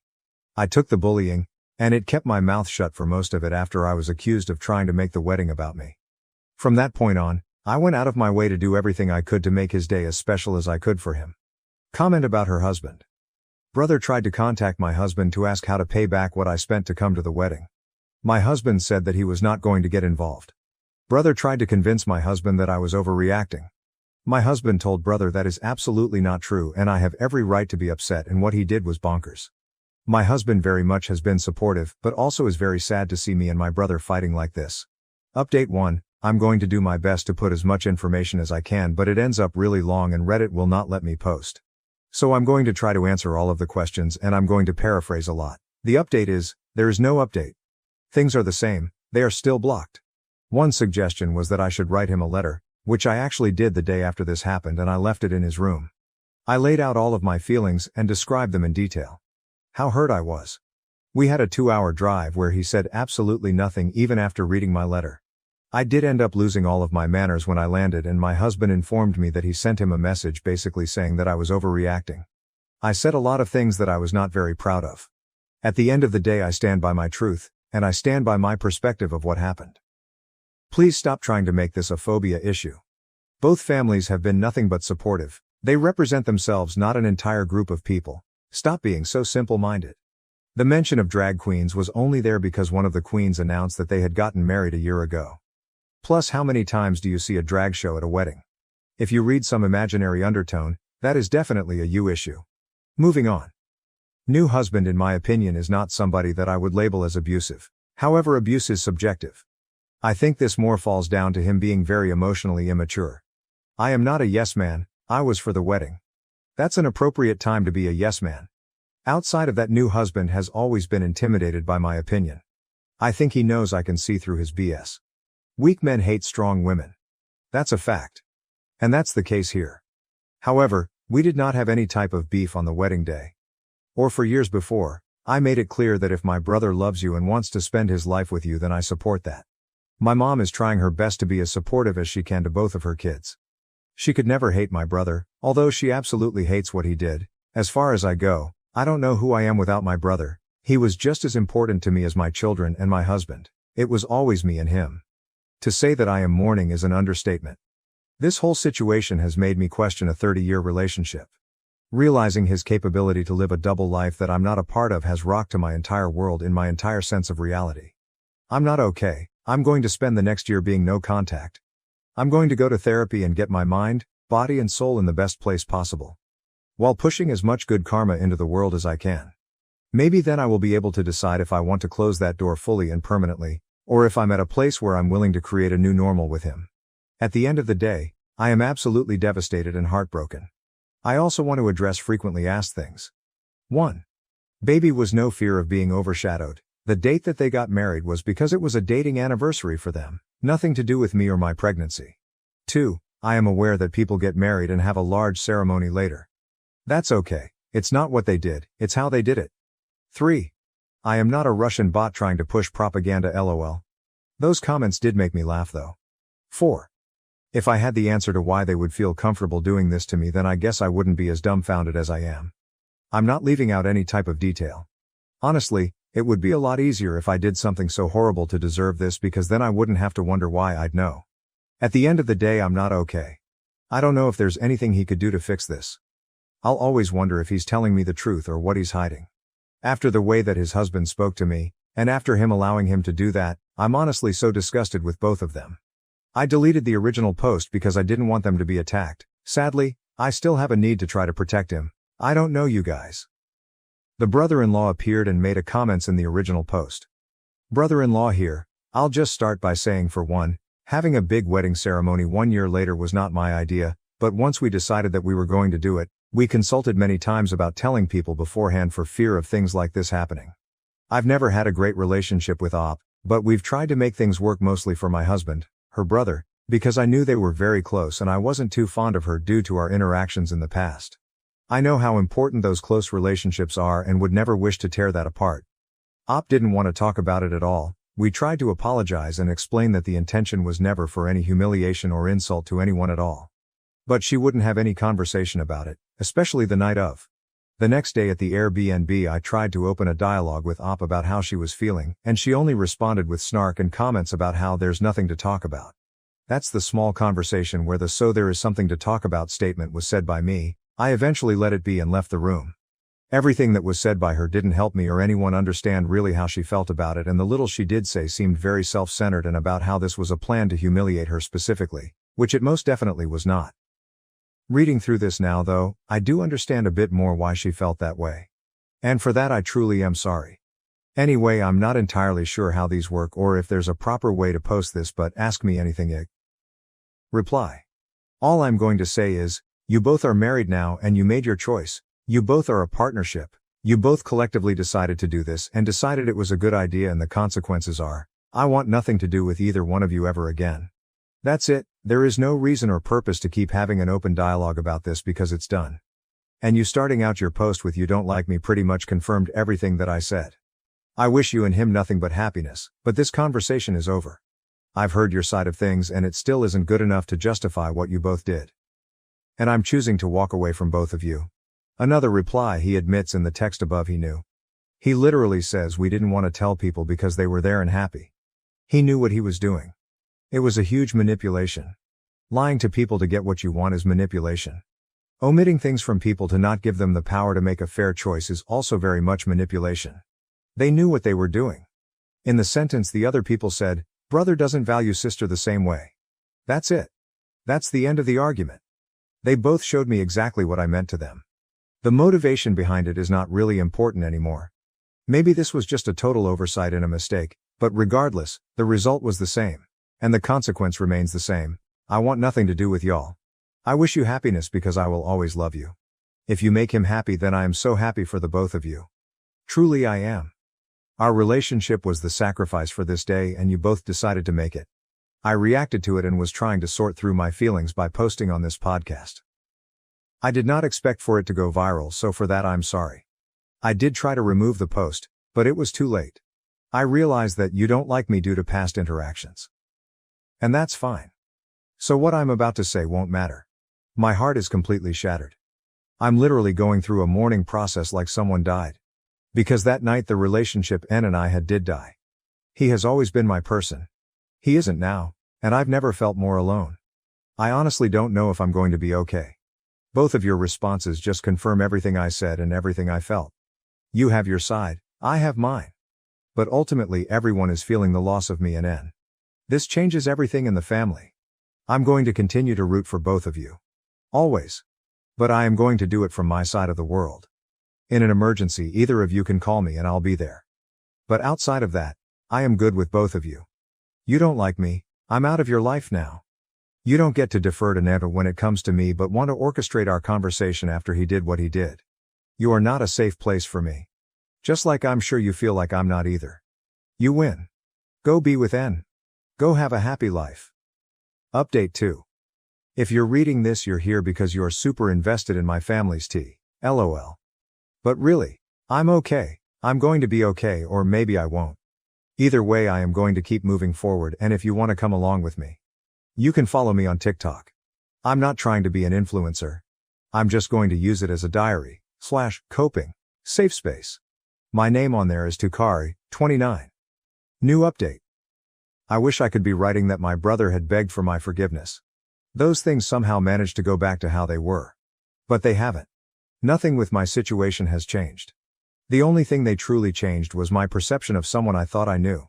I know a lot of people can't understand because you're not close with a sibling. But this has been like a true death for me. And sometimes my grief is so big I don't know what to do with it. He hasn't reached out, he hasn't explained. He hasn't even cared if I'm being fully honest, and what a mindfuck that has been. To go from someone being as important to you as your husband and children, to them showing you over and over how little you do, and ever did mean to them. He has doubled down on the "I didn't do anything wrong and you're overreacting." Which is honestly just the biggest slap in the face. If someone can't admit they did something wrong, then they will never actually be sorry, and the chances of behavior repeating itself are sky high. A lot of you pointed out our relationship might have only been this important to me, and I think you all were right. For a long time I cried every day. I cried during the times we would normally talk on the phone, or when a song reminded me of him. And sometimes I've cried for no reason at all other than just feeling like there is a hole in me now. But I find myself crying less and less. And sometimes when I think of him, my first thought that follows will be, wow, it's been days since he has even crossed my mind. And I guess that's progress, right? I'm not crying every day anymore. But I'd be lying if I said I wasn't still shedding tears. Tears he doesn't deserve, but they come anyway. Because that's the thing about unconditional love. It still exists even when the other person broke your heart. It doesn't go away. But sometimes the other person can just no longer have access to the unconditional anymore. We have spoken. Briefly. Over the phone during the holidays to deal with a family emergency involving another family member. It was pretty much all business. Everyone around us kept saying, "I'm so glad you guys are talking again." But we weren't talking again. We were just dealing with business. And I guess that's all the talking we will ever do again. At one point my husband chimed into our phone conversation and told him how much he misses him too, and he cried. I guess I forgot I wasn't the only one losing someone, but either way that doesn't change anything. My kids have not even noticed.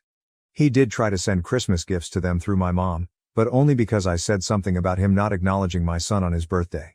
So is that all he'll ever be? Impersonal generic gifts that my kids get once a year? I told my mom to send them back and that they don't need a gift uncle. Honestly, they have enough of those on my husband's side. With that I also came to the realization that if you don't have a good respectful relationship with me, you absolutely do not get access to my children. And to be fully honest, he never really took that much interest in my kids anyway. I know he cares and loves them, but as far as a personal one-on-one relationship with them, let's just say the extent of how much he got to know them was always me telling him about them. So there really wasn't a deep pre-established relationship with any of my kids and him. And with him not being on good terms with me, or my husband, I'm not going to allow him access to my children. And I would honestly feel the same way and react to anyone this way. If someone shows you over and over again that they do not love and respect you, why would you allow them access to your kids? Especially if all they are is a gift once a year. I'm not healed. But I'm on my way. It's not better, but it's getting better. I feel I am suffering the consequences of someone else's actions. I was spiraling, but I am finding my new normal. I'll update again at the 1-year mark. I lost points in an English class debate for stimming, which my teacher found distracting. As someone with ASD, this felt unfair. I'm gonna sound annoyed in this post because, well, I am so mad about this, mainly because of both the conversation after as well. We had a debate in my English class. Okay, great. I need better skills in public speaking. I'm fine that I lost points from bad speaking skills, but what I'm mad about is the fact that I lost points on stimming. I didn't even know that was something he could take off, but he did. And that just seems unfair. He said it was distracting and he couldn't focus on what I was saying because I kept rocking back and forth and slightly punching the podium, which made too loud of a sound, etc. I don't think this is fair, like at all. And maybe I'm overreacting. Maybe I'm upset over nothing. I talked to him today stating some things and stuff and getting clarity and asking for extra credit and stuff. He said that, I need to present myself better, and I need to make eye contact, stop stimming, and just socially act my age. Which? I think it is uncalled for.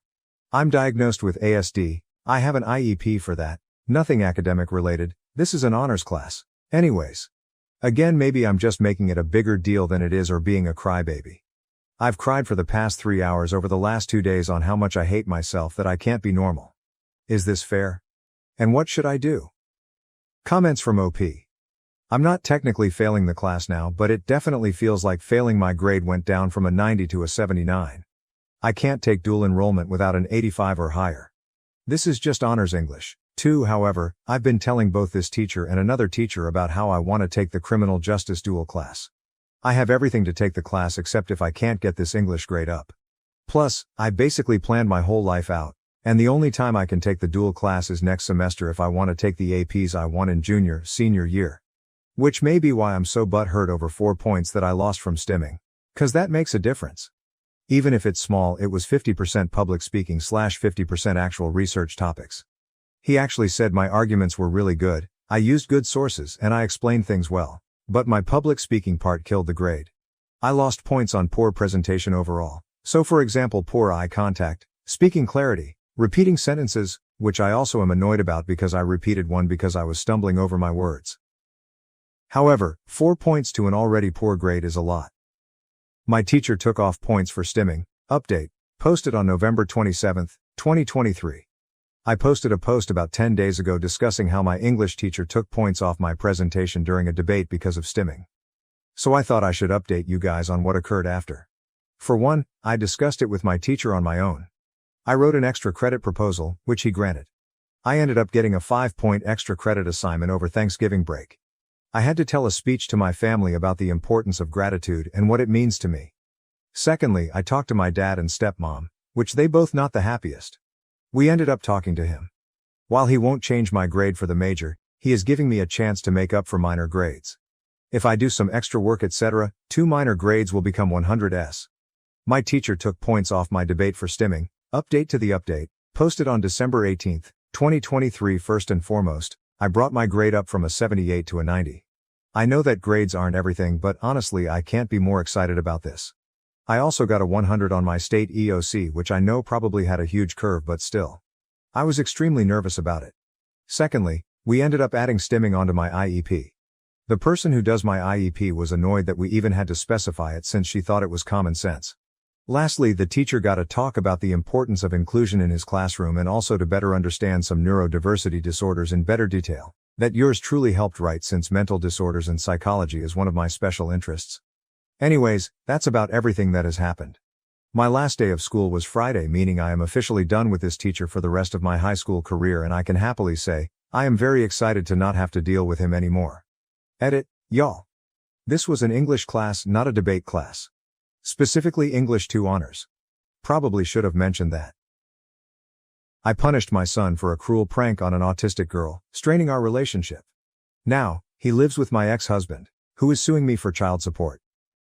I, F48, have a son Jack, M19, and a daughter Alyssa, F18, and am married to Tom, M50.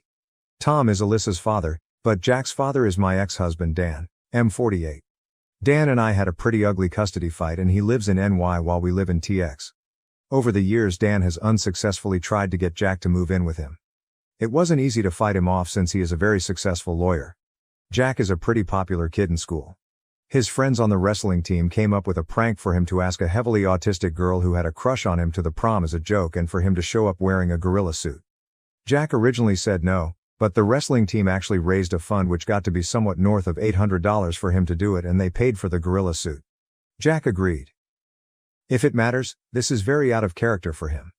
After the prom, I was looking around on Instagram and saw pictures of him in the gorilla suit and was surprised that he didn't take his girlfriend Jess. After reading the comments, I learned what happened. To say I was furious doesn't even do it justice. I woke Jack up as soon as I saw it and screamed at him until my lungs give out. Then when Tom heard what was going on, he joined in. Tom and Jack have never gotten along. I can't prove it, but I suspect Jack's father Dan has a hand in that. Jack told Tom, "Fuck off, I'm talking to my mother." So we took away all of Jack's electronics, his phone, and we had paid for a car for his graduation present. Because of his prank and disrespect to Tom, we instead gave it to Alyssa. We also forced him to give us the $800 plus, and we gave it to his date and made him write a letter of apology. He was also grounded for a month, and we canceled his 18th birthday party. When Jack's birthday cake, there was a knock at the door. It was Dan, and he had suitcases.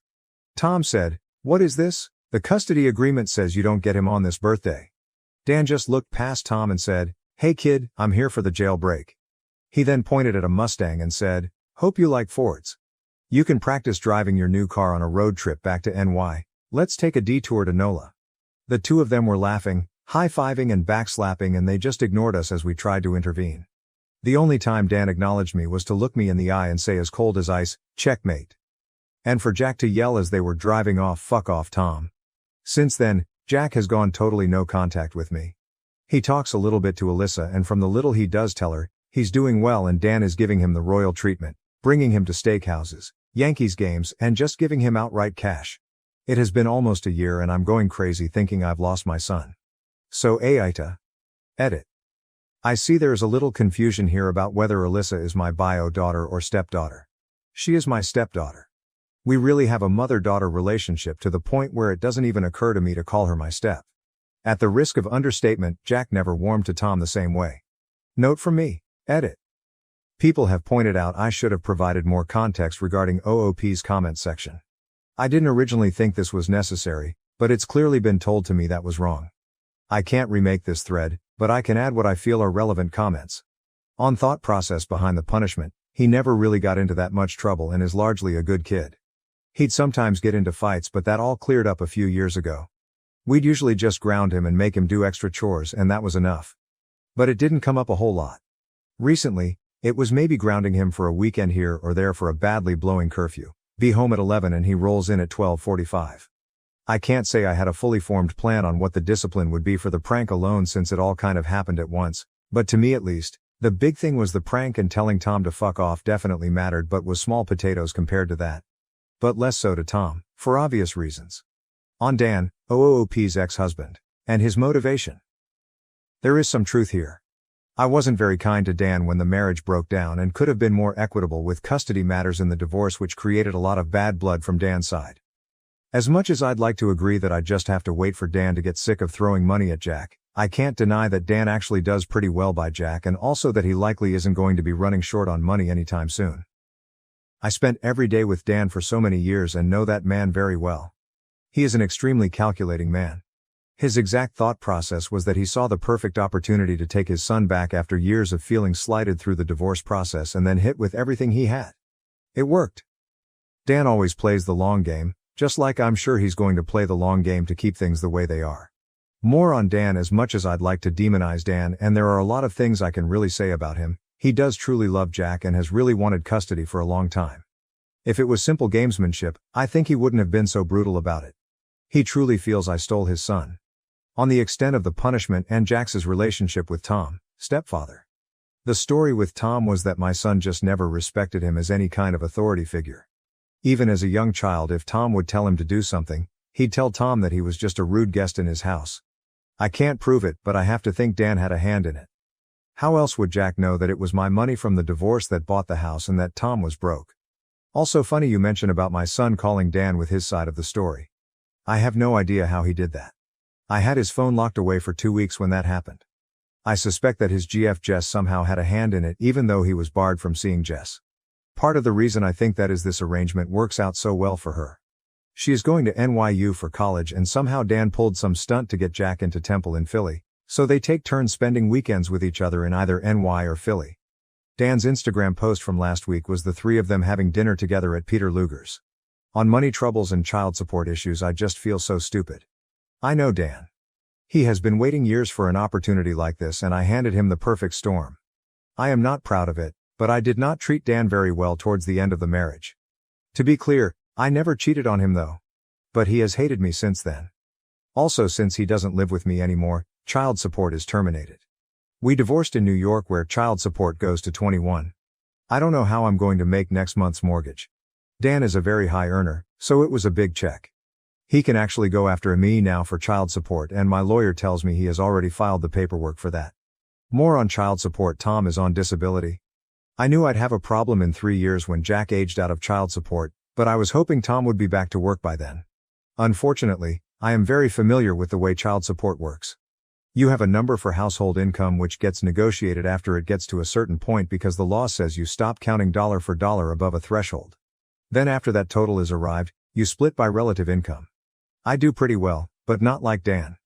I used to do better before COVID. At the time of the divorce, I won a very high household income split. It was good for me back then since he had to pay me. Now I have to pay Dan my portion of that very high number. So I get the double whammy of losing the checks I was getting, and now I have to write big checks his way. On Tom and Jack's difficult relationship. I tried to introduce Tom slowly and things started out okay. They were never warm, but it was peaceful. Things started getting rougher when Tom moved in. He had an accident at work and got behind on bills. It was a little sooner than we would have liked, but Jack had known him for a year at that point. It started with little things, like Tom telling Jack to clean his room, or put away his plates or mow the lawn. Jack just wouldn't do it. I'd noticed that every time Dan flew down to spend a weekend with Jack, it got a bit worse. I remember a few years ago overhearing Jack on the phone call Tom my pet loser. A phrase I know Dan has used about others before. When Jack was 16, there was one time that Tom's back was hurting and he told Jack to warm him up with a plate of leftovers, and Jack was playing a game and told him to get it himself.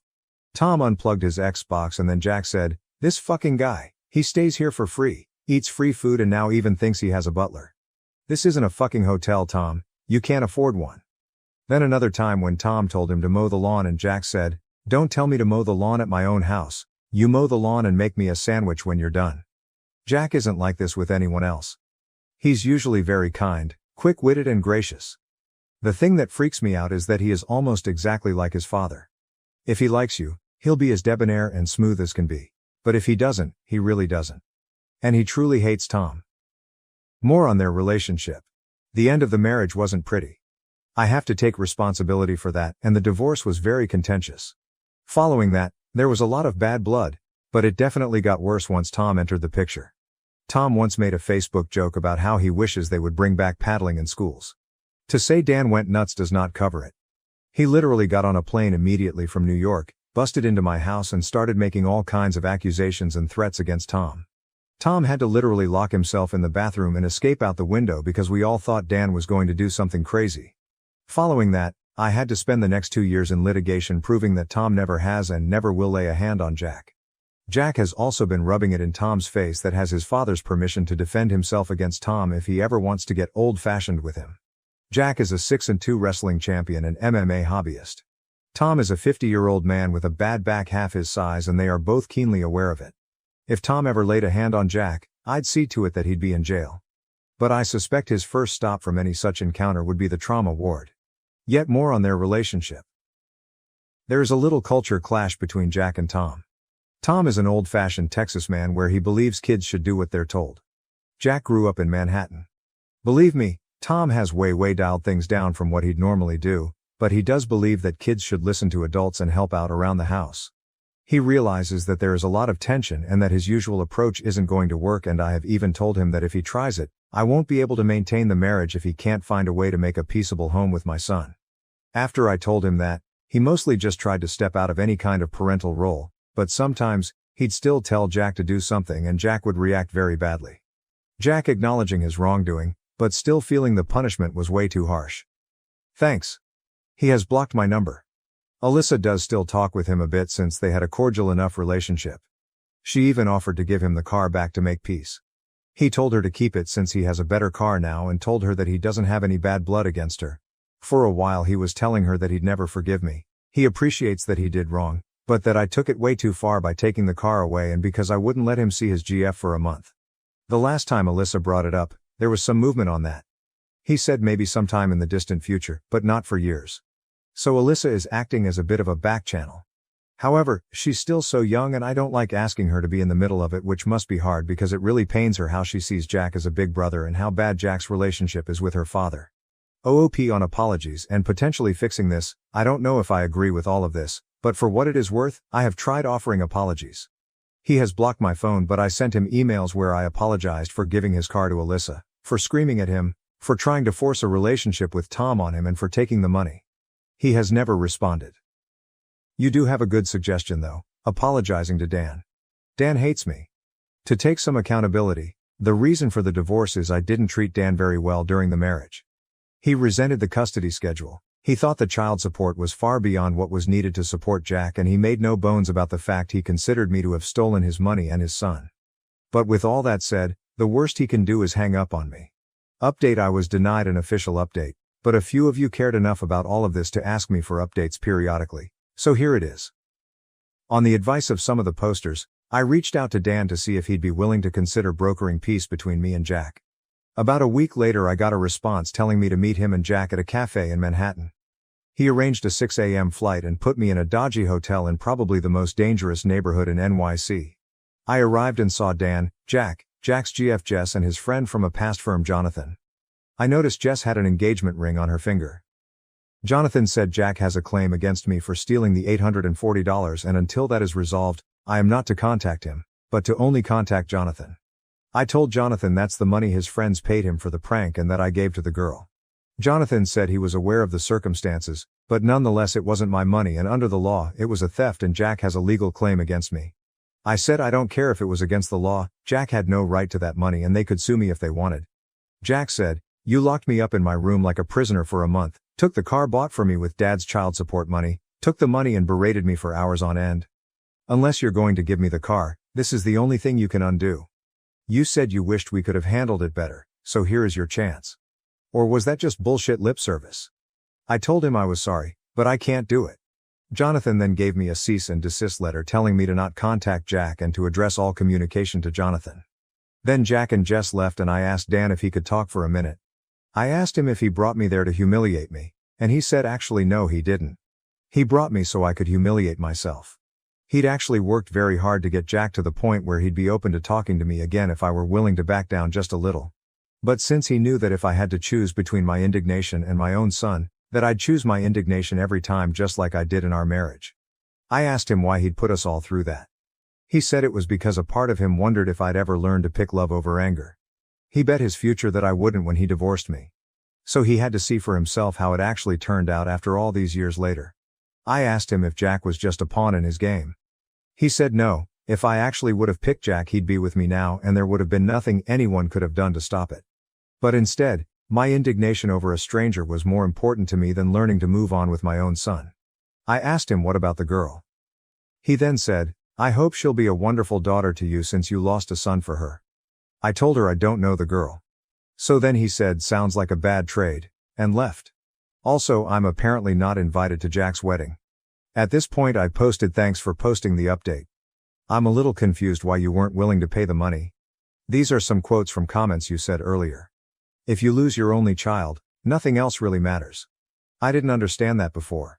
Hopefully you never do. On if you would be willing to divorce Tom to get Jack back. If I had to, yes. Truthfully, that's kind of been falling apart anyway, and the only reason I haven't divorced him is because I don't want to lose Alyssa. I should never have touched the car. I should have just grounded him, insisted on the apology, and maybe also made him hand over the money. Losing a relationship with a child is a hell of a thing. It is like death. I hate what he did, but there is nothing worth losing a child over. I lost my son for that girl who I don't even know. Exact words were high road, low road, I don't care. Whatever wins. The irony is that now I'm sitting where he was, except worse. I'd do anything for him back. So after all that, you weren't willing to give Jack his $800 back. Where is the disconnect here? If you are really willing to do whatever it takes, then why weren't you willing to do this? And her response. I was so angry. I am still so angry. He was sitting there, smug as can be with his little girlfriend, my ex, and my ex's best friend there as his lawyer. At that moment, I just couldn't. The whole thing was to humiliate me. They stuck me in a crack den of a hotel, made me trek all over New York, then they all show up laughing and backslapping, and the lawyer tells me I can't talk to my own son unless I pay him $800. I just don't even know what to do anymore. Dan reversed the polarity on the child support, and I'm now a few months behind on the mortgage, and the hole gets deeper and deeper. I placed my house for sale on the market. I'm just at wit's end. I'm 15 weeks pregnant with our poly family's second baby, and here I am thinking of running away from the family that we've created. Married for 9 years, me and my husband have been doing the polyamory thing for 4 years now. This started when my husband confessed to having feelings for one of our mutual friends. He really sold me on the idea of a poly triad, and we started living together. My family disapproved and stopped visiting us. That hurt, but things were okay. I did struggle with some jealousy issues. Although I told my husband that I was open to dating someone new and bringing the new person into our fold, in reality, I wasn't ready at all. The guys I liked quickly distanced themselves romantically as soon they heard that I was a married female in a non-monogamous relationship. It was hard. As for the guys who were okay with my situation and pursued me, I wasn't attracted to them. Things changed in 2017 when my husband's girlfriend became pregnant with my husband's first child. I love the kid, I really do. She calls me Maman and loves me a lot. Right around the same time my company promoted me. I went from working 4 hours a day to essentially living 4 months out of my state. I immersed myself in my work, and in 2019 my husband talked about having one of our own to complete the family. Fast forward to June 2020, I find out I'm pregnant and we are having a boy. We had a big gender reveal and everything. The kiddo knows that she's getting a baby brother. I'm currently 15 weeks along, and 2 nights ago, my company offered me a permanent position in the new city. Because of COVID, they had to lay off many people, and they now need more people in leadership roles. From a career standpoint, it would be foolish of me if I let this opportunity go. But if I do that, it would break my family apart. Right now my husband and his girlfriend are working on the baby room, and I'm here sitting conflicted. I'm really tempted to take up the job offer and run away from the life that we've created. I'm also secretly contemplating an abortion. My friend thinks that I should take up the offer. He thinks I'm unhappy with my life and that a change would do me good. I would be working with him if I take up the offer. I have friends in that city, so I know that I wouldn't be alone. I'm really stressed out thinking about it. What should I do? Commentator asks. This whole situation stems from the fact that you became poly under duress by nature of your cheating husband. You don't become poly because you have someone else lined up already. All these people telling you to just work it out fail to see that you were coerced into this situation. I'm baffled why you let it go on so long, especially since you didn't have a kid together, but I suppose it is your visceral desire for stability. I would get an abortion and go create a life you Actually enjoy instead of this day-to-day, colorless life of acceptance you've tolerated for way too long. OP comments. This was blunt and maybe the honest response that I needed. My husband and his girlfriend swear that they didn't start a romantic relationship until I was fully in the loop of things. But to be really honest, I don't know. Maybe they did start out by cheating. But that ship has sailed and I accepted the situation. So looking back on that won't help my situation. But I do feel that I need a fresh start now. Away from the mundane life that I have. 15 weeks pregnant, I'm getting an abortion next week and moving on from my poly family. I made a post a few days ago about being conflicted with a new job offer and an existing pregnancy. Just thought I'd share it here first. Last night I accepted the job offer and I'm getting an abortion next week. My friend is helping me every step of the way. I'll be filing for divorce in a week or two. I've had great years with my poly family and my husband, and now it's time for me to make the jump and dive into the unknown. Thanks to all the people who sent me supportive PMS and helped me make my decision. And yes, I did talk to a therapist via Zoom. That session helped me clear my head in a way that I hadn't felt before. And, no, I haven't talked to my husband. I will talk to him after I actually get the abortion procedure done. I'm really focused at this moment and don't want conflicting opinions to derail my journey. So I will talk to him after it's all done. Thank you. OP comment. I'm not poly. My husband became poly a couple of years into our marriage when he fell in love with a mutual friend, and I went along with it because I wanted to please my husband and I was afraid of our marriage breaking up. He was, and is, my only partner and I was terrified of losing him. Clearly, that was a mistake and it built a lot of resentment inside me over the years which I couldn't understand or justify to myself. I finally aborted my 15-week pregnancy and I'm ending my polyamorous marriage. I moved out this Wednesday. If you check my post history you would know what I'm talking about. Just an update for the people who reached out to me. I did get an abortion last week, on Friday. I finally told him this week, on Wednesday. I'd never seen him so broken. It broke my heart to see him cry, but I had to do it. His girlfriend hugged me, little kiddo hugged me and bid me goodbye. My husband refused to talk to me. I'm waiting for him to reach out. I'm giving him space right now. I'm at peace and I don't regret my decision. With this I'm bidding my poly lifestyle a final goodbye. Thanks to all the people here who supported me. My husband is in love with his student, he is a piece of trash, and I have no fucking idea what to do. My husband and I, both 35 years old, met in college. We fell in love and got married 8 years back. I gave birth to our daughter in 2020. My husband is a professor at this med school, he's a doctor himself. My friend Sarah also works in the same college, and she's in the same department as my husband. Few months back in December, Sarah took me out for lunch and told me that she suspected something's going on between my husband and this med student, 25 female. She claimed she'd seen both of them give yearning looks to each other. She said that she's known my husband for so long, and she'd never seen him talk to any other woman like this, that he'd been so aloof around women all these years, but it's just different with this one girl. At that moment, I had laughed at her face. I remember telling her that she's jumping to conclusions based on these supposed yearning looks. That's why I didn't tell you before, she had said. I was confused too. It's not like he goes out of his way to talk to her, but whenever they do talk, it's like watching a slow burn romance movie. She looks at him like he's Brad Pitt and he looks at her the way he used to look at you. I remember the exact words because they sting. Internally I was breaking down, externally I just smiled and told her that she's probably overthinking. That night, I casually mentioned this to my husband. I was laughing at the absurdity, and I expected him to join in and deny the wild possibility that he's in love with a student. But he didn't. Instead he looked at me, all teary-eyed and said, "I'm sorry. I can't get her out of my mind. I've tried, trust me. I should have told you sooner. But I thought I could save our relationship. I really wanted to." I asked him if he'd cheated on me. He said no. He said he didn't even talk to her. Nor did they have any contact outside of college, and that he completely understood how morally depraved it is to try and pursue a relationship with a student. She wrote him a letter about a year back, confessing her love for him, and he had told her that even though he was into her, nothing would come out of it. Apparently that was when the yearning looks had started. I honestly don't remember how I reacted then. I think I just started packing and came to live with my parents along with my daughter. I've been living with my parents since then. Half of me wanted him to come and beg for forgiveness. But he never did. He comes by sometimes to spend time with our daughter, but that's it. He never talks about the elephant in the room, nor do I bring it up. I keep checking that girl's social media. She's insanely beautiful. almost doll-like, and intelligent.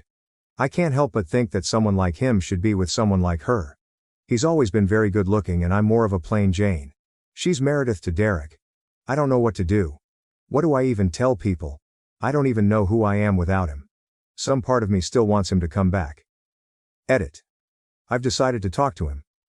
I know I've been avoiding this for months, but after reading all the responses, I feel it's time I rip that band-aid out. I'm going over to our house. I'll update on what happens. Too long. Didn't read. Husband just admitted that he's in love with this young woman who is also his student. She loves him too. Relevant comments Moss Valley. So he didn't actually cheat?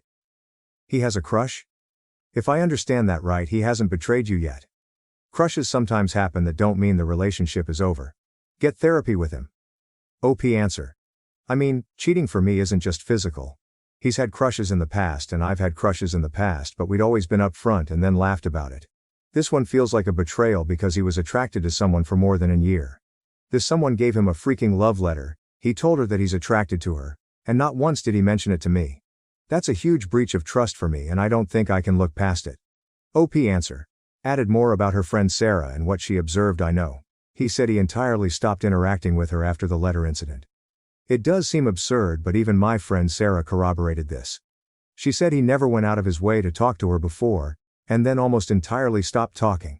Given that Sarah and him are in the same department 24/7, and that she noticed something as small as them giving each other looks, I'm sure she would have noticed anything out of the ordinary. I've had access to his phone and his passwords throughout and he wasn't texting or calling her either. That's why this feels weird laughing out loud. Update. For those who don't want to read the boring details. In short, I have decided to go ahead with the divorce. Long story. The day I made the post, I met up with Sarah for dinner. I thanked her for telling me about my husband and the student, and also for being such a good friend. I asked her about my husband. She said there's nothing unusual. He's been a bit withdrawn and aloof with everyone lately, but that's about it. Yesterday I went over to my house unannounced. He was there alone in his office. I told him I wanted to talk. He said he'll explain everything. So apparently this woman has had a crush on him for 2 years, her friends ship her with him. She would stare at him during her rotations, and would blush whenever he looked or talked to her. Back then, he didn't think much of it. Many girls have had crushes on him and he always ignored them. About 1.5 years back, they were in the same research group thing. I don't know how this works, but there were 5-6 people along with these two. Because of this they had to spend some time together working, and it was then that he started noticing her. He went into detail about how he was impressed with her intelligence blah blah blah and her beauty blah blah blah. The moment he realized that he had a crush on her, he dropped out of the research thing. This was a year ago. Few weeks later she gave him the letter confessing that she has feelings for him. The first thing he told her after reading it was, "You can get into trouble because of this." She didn't care, she wanted an answer. "Is it all in my head?" she had asked, to which he replied with, "It's not just in your head, but nothing can come out of it. I hope you understand." That was the last time they interacted. According to him, the yearning looks Sarah described were more of awkward eye contacts than anything else. He told me that even though he is still attracted to her, he has no intention of pursuing any sort of relationship with her regardless of whether we stay together or not. He said he's willing to change his job and go to therapy. I told him to give me some time to think about it. To sum up. 1. This has been going on for 3 years. Not once did he mention anything to me. 2. The student and him spent a considerable amount of time last year working on the research. 3. He told her he liked her back lol. 4. He's still very much attracted to her and that's why I've decided to go ahead with a divorce. I don't think I can trust this man again. And a relationship without trust isn't something I am interested in. I've told my parents about it. They're not exactly on board but they're still supportive. I've also contacted my lawyer about the same. It's going to be a long process I believe. That's it. I believe this is my last update. Too long. Didn't read.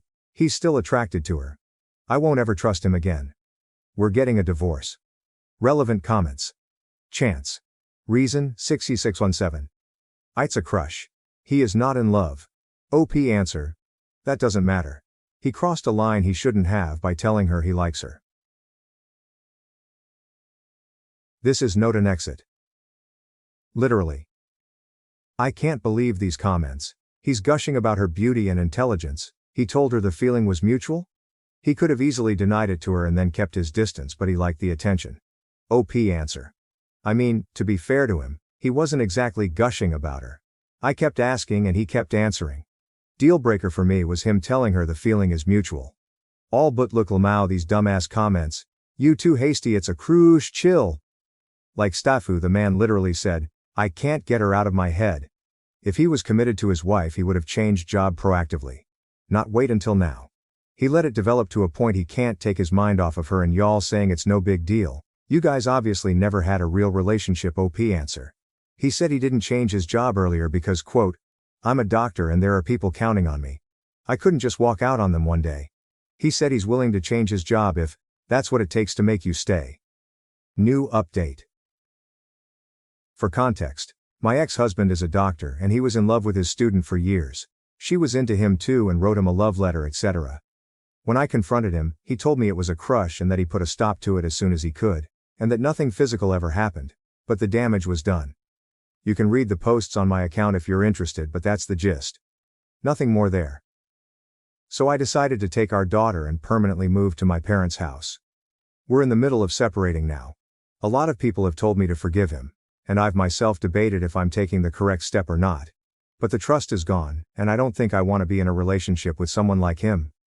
It's taking a lot of strength to do this. I have lost all self-esteem. Fact is that I was always insecure of how my ex was way above my league. About how I was lucky to have him. How people often said he could have done so much better. Over the years my insecurities had disappeared. Now it's all back. He's attracted to someone so beautiful. So incredibly intelligent. And obviously she's also into him. I keep looking at her social media all the time, obsessing over her. There was an Instagram story she uploaded where she was with my ex-husband and a few others, and it felt like someone stabbed me in the heart. He looked happy, and he'd never looked that happy in years. I got tired of being pathetic and even complained to the hospital management about the inappropriate relationship between her and my ex. All I got in response was that they can't take any steps without concrete proof. Now my sad ass wants to snitch about her to her parents. To get her in trouble. To make her suffer. I know this is unhealthy. I'm in therapy, but IDK, I don't think I'm healing. I hate that I have to be sad and heartbroken over that man and he doesn't seem to care. He's stopped coming to visit our daughter too. I wish he would have cared. I wish he would have fought for me. I wish he would have not tossed aside our decade-long relationship for her. I hate this. I hate everything. Relevant comments. Mayor Charles Coulon. If you wanted to go full petty, you could put them to her training program. Medical schools and teaching institutions frown on faculty-learner romantic relationships and consider it an abuse of power. Your husband likely had to formally evaluate her and their affair, even emotional, would tip the fairness of those evals compared to the other students. I have seen married doctors fired for this kind of behavior. Also tell her parents. She sure as shit didn't mind hurting you or your daughter. Don't roll over because of a misplaced sense of loyalty to your D-bag ex. OP answer. I did reach out to her training program. They basically told me that they can only take steps if I have any tangible proof. Which I don't. I asked my friend Sarah, who works in the same department as him, to also complain, but she's not keen on the idea. IDKY. Final comment from OP. I feel like I've already wasted so many years on him. We met when we were 20. I thought I knew him so well, but now it's like I didn't know him at all. I don't understand what's changed. TBH, he's a very good-looking guy. All throughout our relationship there have been many girls who had crushes on him. He used to be so chill about all of it. Never made me feel insecure. Never lost his mind like this. IDK, what's happened honestly? Does the ex FaceTime or contact the daughter? It's a 1-hour flight. He does FaceTime with her daily, but he won't do it if I'm in the room. So he does it when my mom/dad is looking after her.